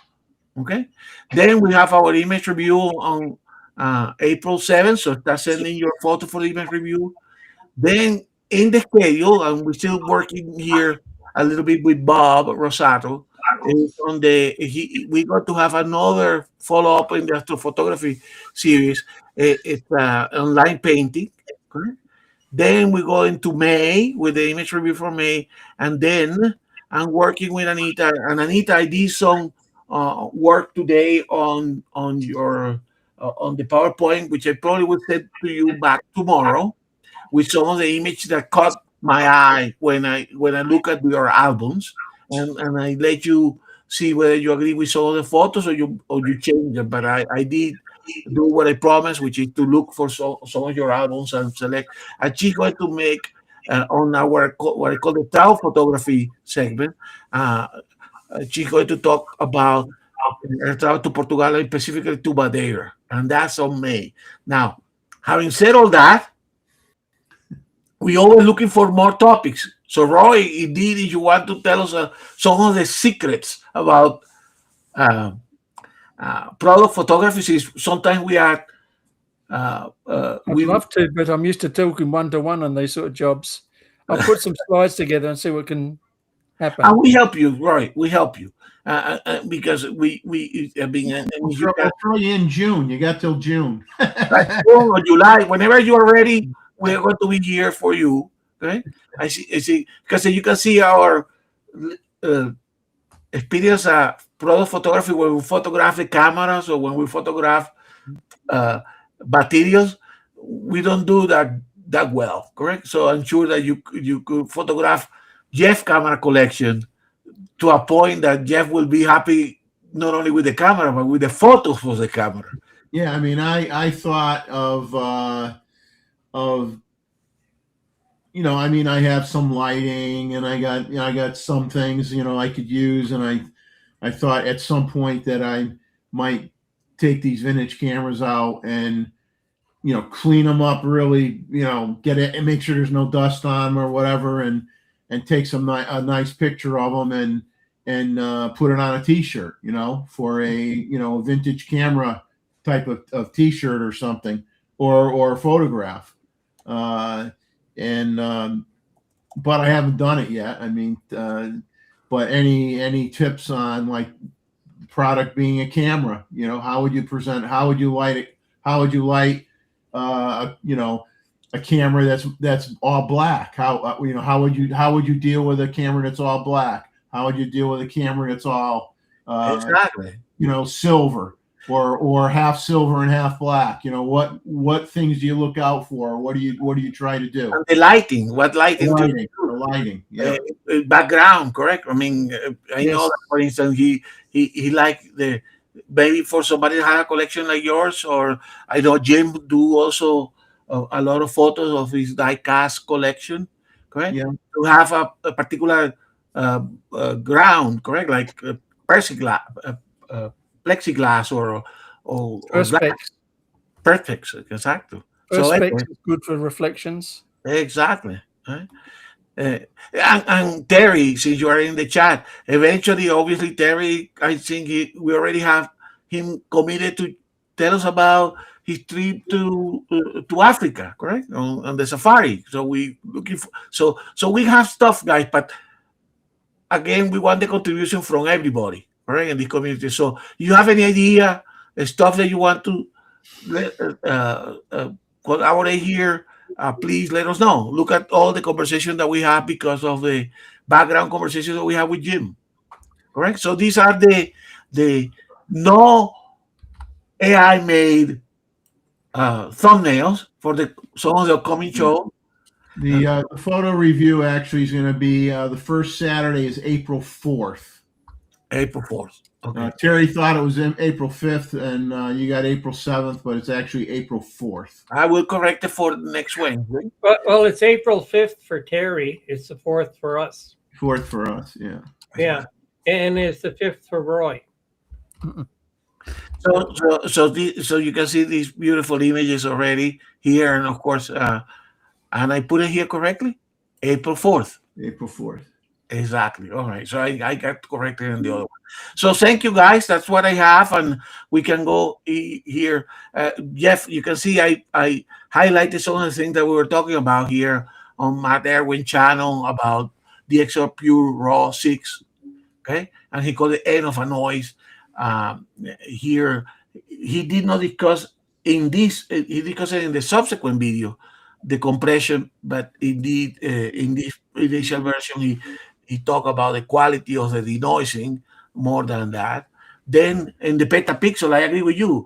That very emotional review from Chris. Yeah, I like that a lot. I actually watched that tonight before the show because I have the F4S, and I think, and yes, I agree with him. Like, it's heavy, it's big, but I love it. It fits in your hand perfect. The controls are laid out great. What you see through the viewfinder, it's a wonderful camera. It really is. I mean, it got knocked during the day because the autofocus wasn't super fast. But I'll tell you, what you could do with that camera today, the pictures you can get with that camera today would still be amazing pictures. It's a wonderful camera. Oh, no. Look, film produces fantastic images. I mean, I got all these old images, but the rate of success was a lot less. I guarantee you that we are better off with what we have today. It was. That's true. It was, and of course, Roy, like we say, perhaps for professional and Roy, it wasn't the case, but for us amateurs, the learning curve was a lot slower because you had to send your film, it comes and say, "Oh, I screw up here," or this is what I need to pay attention, correct? So for some films, you needed to underexpose it a little bit, correct? But once you go through that learning, so our learning curve in the 70s and the 60s and even before time, for non-professional, was a lot longer, correct? Because we didn't shoot, we didn't have this instant feedback that we get, right? So it's a lot easier to do photography nowadays. That's one of my big conclusions looking so much like. So Chris, It was a very good video. very well made, and I love the camera. Didn't have them, but I can see like people. I think is why they still that's and he goes through the pros and the cons and why the camera was not compared with the F3 was not completely appreciated. Correct? I mean, it was well made. Obviously, somebody that has an emotional connection with the camera, right? Yeah. Then, of course, Dwayne Patton produced a fantastic image. I'm not going to go too much, but the last one that I want to highlight is this guy, Ray Hennessy. Okay, and I was introduced to him or to his channel because this is the person that was a guide for Michael Dries, correct? And I can see how Michael Dries was being influenced by him. This channel discusses nature photography, bird photography, and he do some of these kind of birds in the landscape. But the discussion in his podcast, it gives you some insight on his creative side when he's taking the photos, right? Or when he processes the photos, because you can see some people talking about nature photography or bird photography. They basically taking snaps of birds. These guys, and this is what some of us aspire, and I'm sure Michael Dries has achieved some of that. You're trying to be creative, and to produce something more than a snap or a record of a bird, right? And these guys go through their creative process behind taking the images. I think for us nature photographers, worthwhile watching. All right, so rumors, Mr. Jeff. Let's go back to the rumor page here, and then you go through your rumors notes.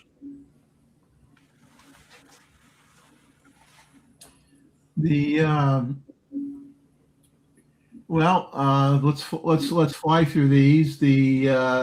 A lot of videos like Simon from Ordinary Filmmaker has been talking about one of his latest videos. He's saying the Z9 is tabled due to the amount of red video stuff being put into the camera, that It's taking longer than expected, and don't expect to see that. This is from a trusted source. Don't expect to see a Z9 till 2027.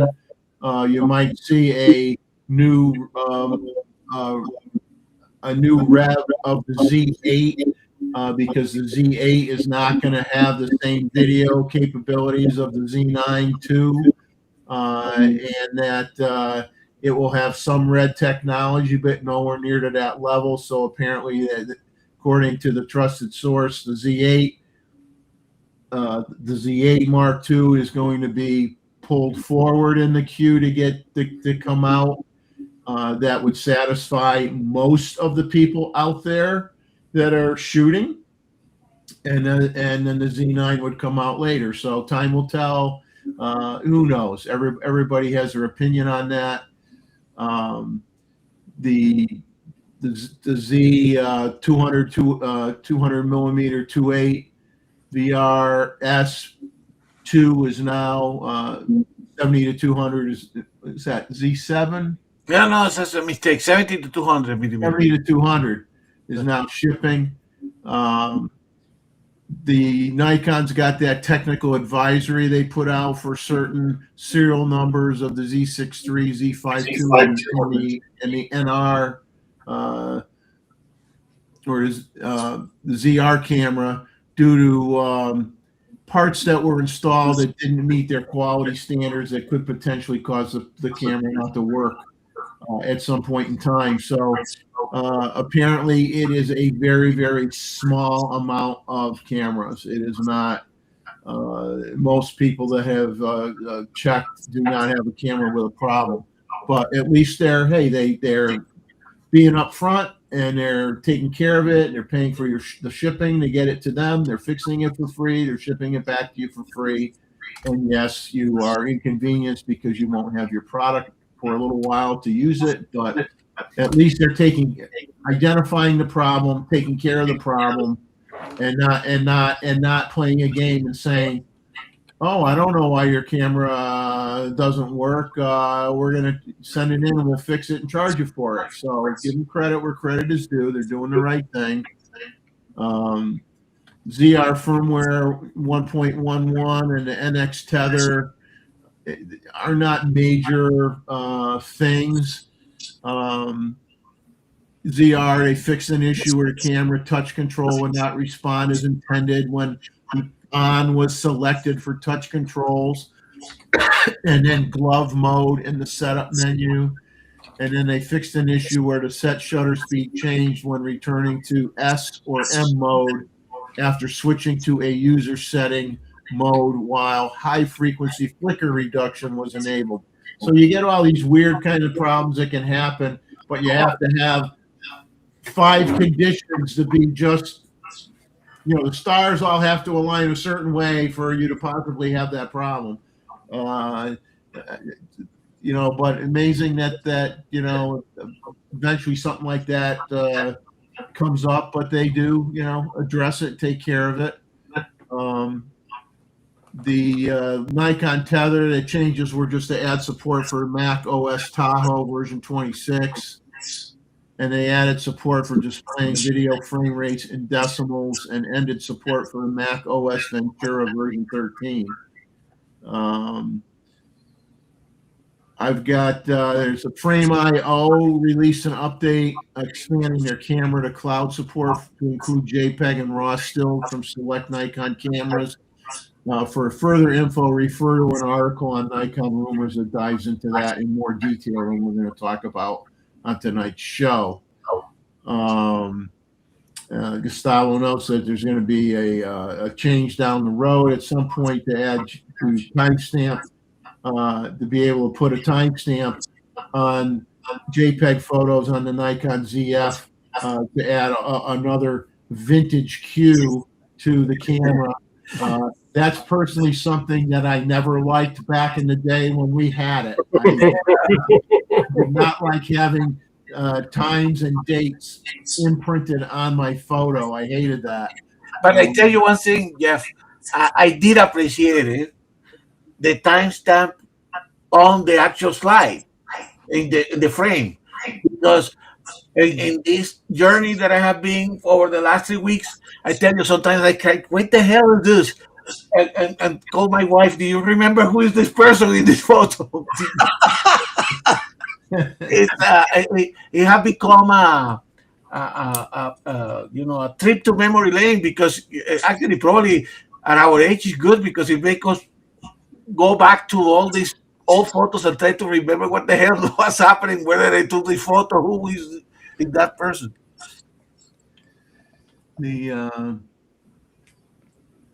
Yeah, I mean, I don't like it on a print, you know. No. But the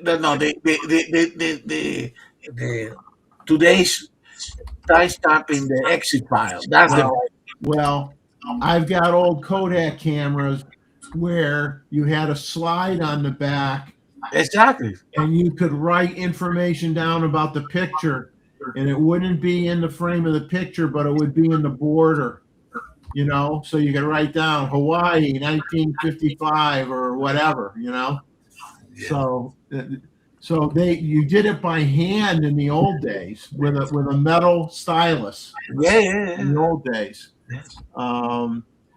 Then what else we got for Nikon here? Oh, ProPhoto released a new firmware update that finally fixes power issues when using ProPhoto flashes on Nikon Z cameras in TTL mode. So that's a good thing.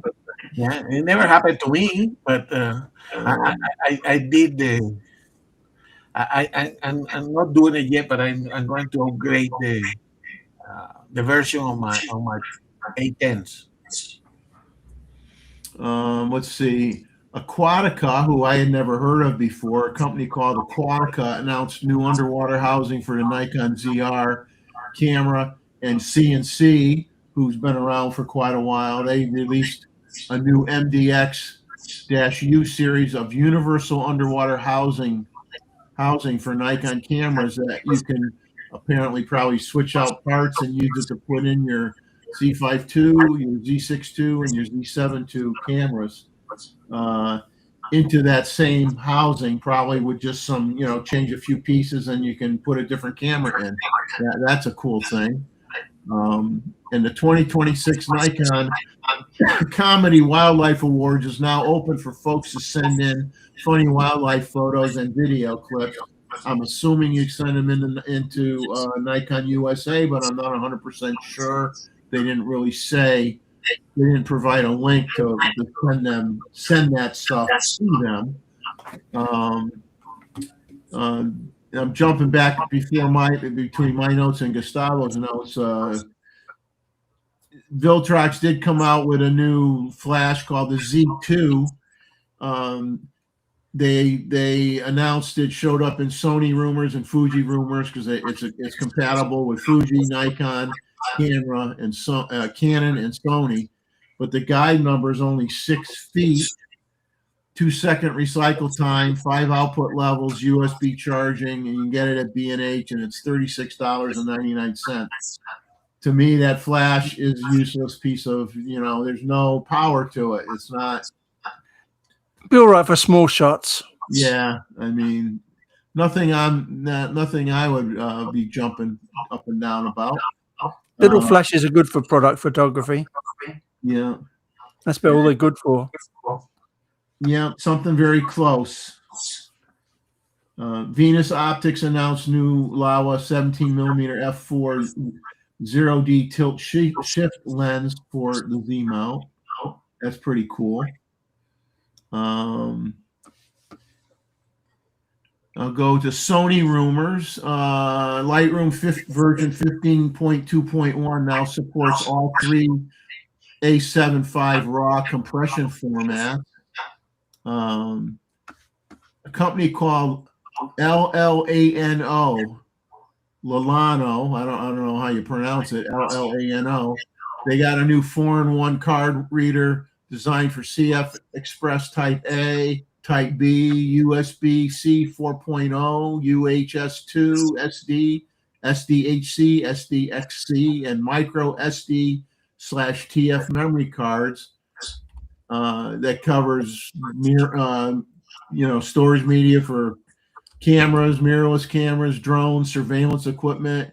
And I thought I had the price here. Maybe I didn't write the price. That would be a shame. But check it out on Sony Alpha Rumors. It was really cheap. It was under $100 if I remember right.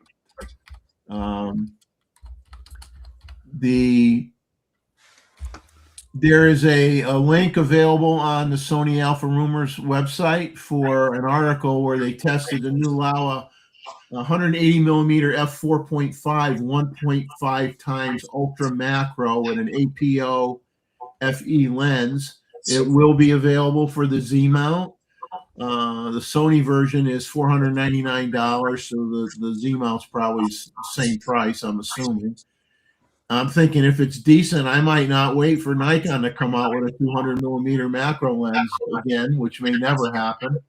Wait and see the results. Apparently, it's not fantastic for handling flare, but I guess they were overall happy with the lens. But something interesting to read about and consider for the price point. 180 millimeter f4.5 1.5 times macro sounds pretty good. There's a YouTube video discussing a tentative name for a Sony camera, A6900 camera. Rumored specs: 33 megapixel sensor, 30 frames per second, electronic shutter, 8.5 stops of IBIS, 7K oversampled 4K 60 with no cropping, and more. That's interesting. I remember years ago, I think it was the Sony A6500. I knew somebody at work when I was still working that had bought that camera, and that was a nice little mirrorless camera, for someone that didn't want to spend, a lot of money. Person that owned it loved it, really liked it a lot. They also have an article titled "The Most Underrated Vintage Lenses: Minolta Autofocus on Sony Camera Bodies." So that was an interesting article. Obviously, I'm a big Minolta fan, and there are tons of articles. Of links to articles in YouTube that you can watch from the Sony Alpha Rumors website. I mean, an incredible amount of videos. I mean, you could be watching it all day long, and a lot of them are really, really interesting looking videos. But I didn't have the time to go. I'd have to sit there for a week to watch as many videos that they got links to. It's incredible. Here's an interesting one: a Panasonic Lumix TZ300. I used to have a Lumix TZ series camera. It's just a small, fixed lens camera. But they're coming out with a TZ300 super zoom compact camera to be announced on March 21st. So announced yesterday, or after midnight. So now it's yesterday. It's a 20 megapixel camera with a 24 to 360 millimeter lens. They didn't say what the price was. CIPA data shows that compared to January 2025, sales of fixed lens cameras has increased by 36%.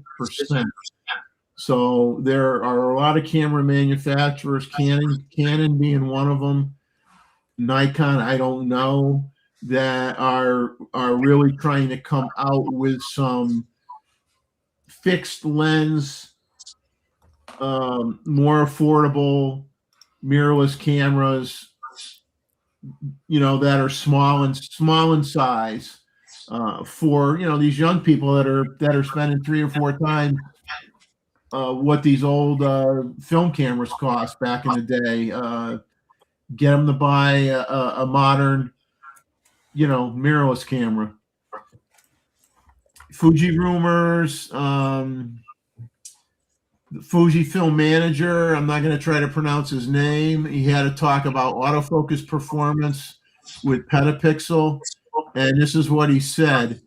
Fujifilm is aware of customer feedback. There are two improvements they can make. One is the algorithm, and the other is hardware. So fifth generation gear can be improved via firmware update. Fujifilm is continuously working to improve the algorithm. Future devices will be much more advanced due to higher processing speed, but that would not help current users.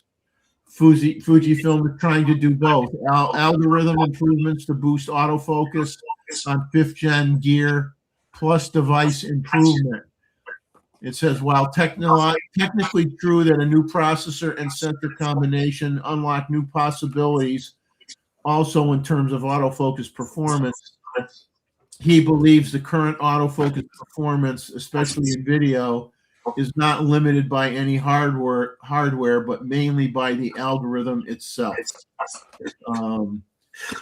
A staggering amount of 23 Fujifilm products have won the hyper-competitive IF Design Award in 2026. So there is a list of some of the camera models that won that award, but that's a lot of awards for Fuji. They're coming out. This is a royal jump at this one. Fuji's coming out with an Instax Mini 13 for $93. And Fujifilm CEO says their imaging division is their new gold mine, especially their Instax business. And the Instax Mini 12 is arguably the best selling out there. Fujifilm has sold more than 100 million Instax cameras since 1998. Fujifilm CEO said, "We have found a new gold mine in the photography business." Digging deeper into the gold mine, Fujifilm will increase Instax film production by 10% in 2026. So stuff that most of us would not have any strong desire to get is really helping Fuji's bottom line considerably. TT Artisans actually come out with, they call it a Model 203T. It's a folding instant film camera. It looks like an old, rectangular camera and it's in the 60s where the front dropped down and the bellows pulled out. That's exactly what it looks like. It's available in some Asian countries right now, and it's $400. $400. Canon Rumors had an article titled "SanDisk Sounds the Alarm About Near Future Price Hikes and Supply Issues." More. And we talked about that before. Gustavo's talked about it before, the price of RAM going up, the DRAM, flash memory, all this stuff going up. It's going to be harder to get because of the AI industry is sucking up all these chips, all these memory cards and stuff like that, and prices are going to go ballistic. So I'm not going to read through.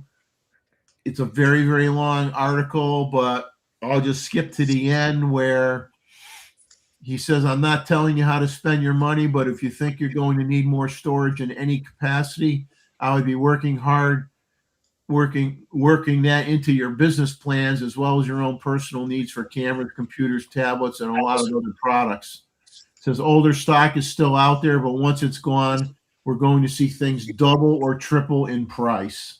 Oof. So, like I said, I skipped a lot of stuff, but I want to kind of get the show not going into 2:00 in the morning. The Canon EOS R7 Mark II is coming in 2026, presumably with a 39 megapixel BSI sensor, which will be a first for the Canon APS-C cameras that they've had. The time frame is supposed to be from mid-May to early June, and there are no more specs regarding that camera at this time. And talking about DSLRs that may become collectible, and I mentioned the Nikon D850. Well, add to the list the Canon 5D Mark IV, which is now discontinued, may very well become a camera that has some collectability value at some point down the road.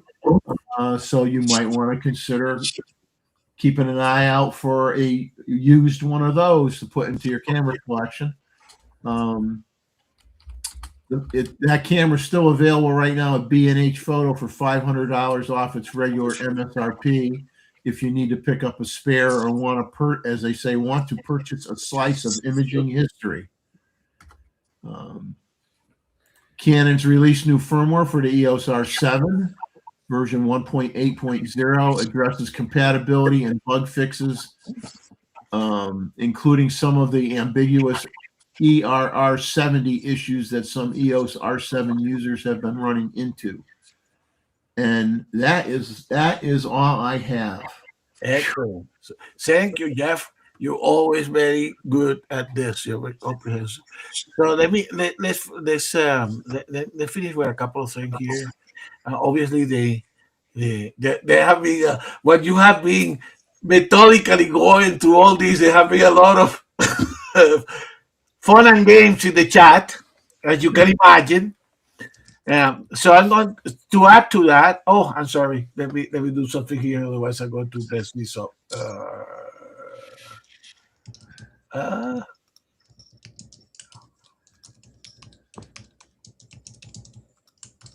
Okay. So I'm going to share one image here. I almost know what this is going to be. No. Okay. So, stop sharing this one. So I'm going to share this image because by public demand, share image. Yeah, we know what this is coming. We know what's coming.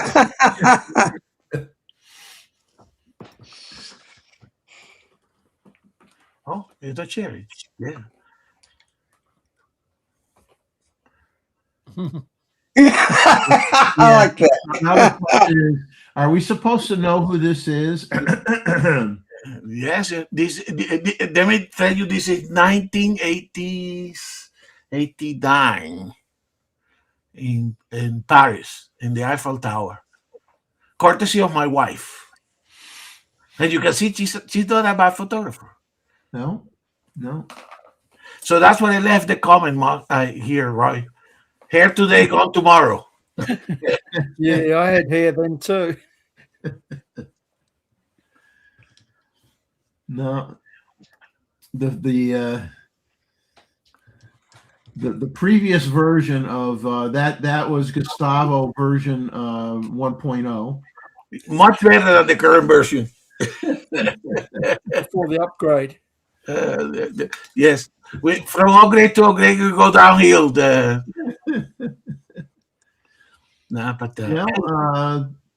I think we should call it here tonight. Yeah. We're after 1:12 a.m. I told my wife I'll see you at midnight, so I lied. My dog hasn't bothered me, so either she's passed out or she's peed on the rug. I don't know which. But we'll find out in a few minutes. But thank everybody tonight for coming on the panel, supporting the show. The slide presentation was very interesting, Gustavo. The cleaning, and yeah, the hydrogen peroxide is a trick with fungus on camera lenses. But normally, we just leave the lens in it for a minute or so and slightly agitate it. But the problem is, like I said, I see those wisps on a lens on a camera to supposedly EX++++.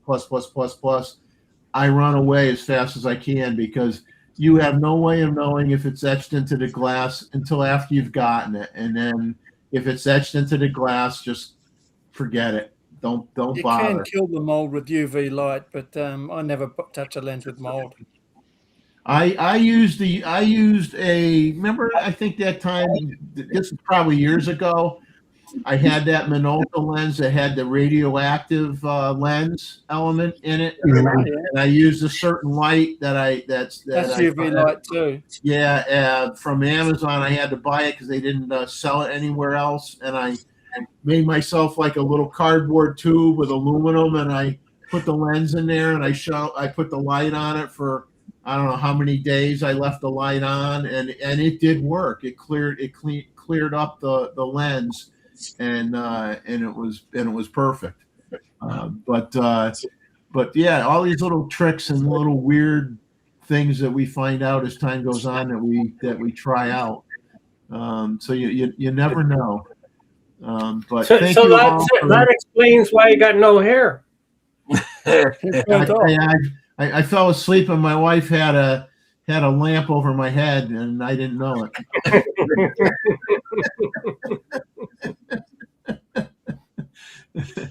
But hey, guys, thank you so much. Thank you so much. Really appreciate it. All of you, Roy and Gustavo and Randall and Mr. Stewart. Exactly. So thank you everybody, and thank Chuck for showing up. I appreciate it, my friend. I hope your eye issue gets taken care of quickly, and it was nothing, something that just a few eye drops took care of, hopefully. And I hope to see you on the next show. And reminder, Wednesday at noontime, Gustavo. 3 p.m. Eastern Standard Time. 3 p.m. Eastern Standard Time. Or you mean daylight savings time? Well, yeah, daylight savings time. 3 p.m. current time. That's one of the things that I want to check tomorrow because the Europeans and us are out of phase. I mean, what is the time in Holland? So that is not that is reasonable for Luis, and it's still a thumbnail. But we will get the thumbnail out and the invites out as soon as we can, because I'm not going to have a lot of time next week to do things that I really want to do. see you then on Wednesday. So take care, guys, and stay frosty, my friend. As the guy says. Have a good one. Bye, folks. Bye, everybody. Bye.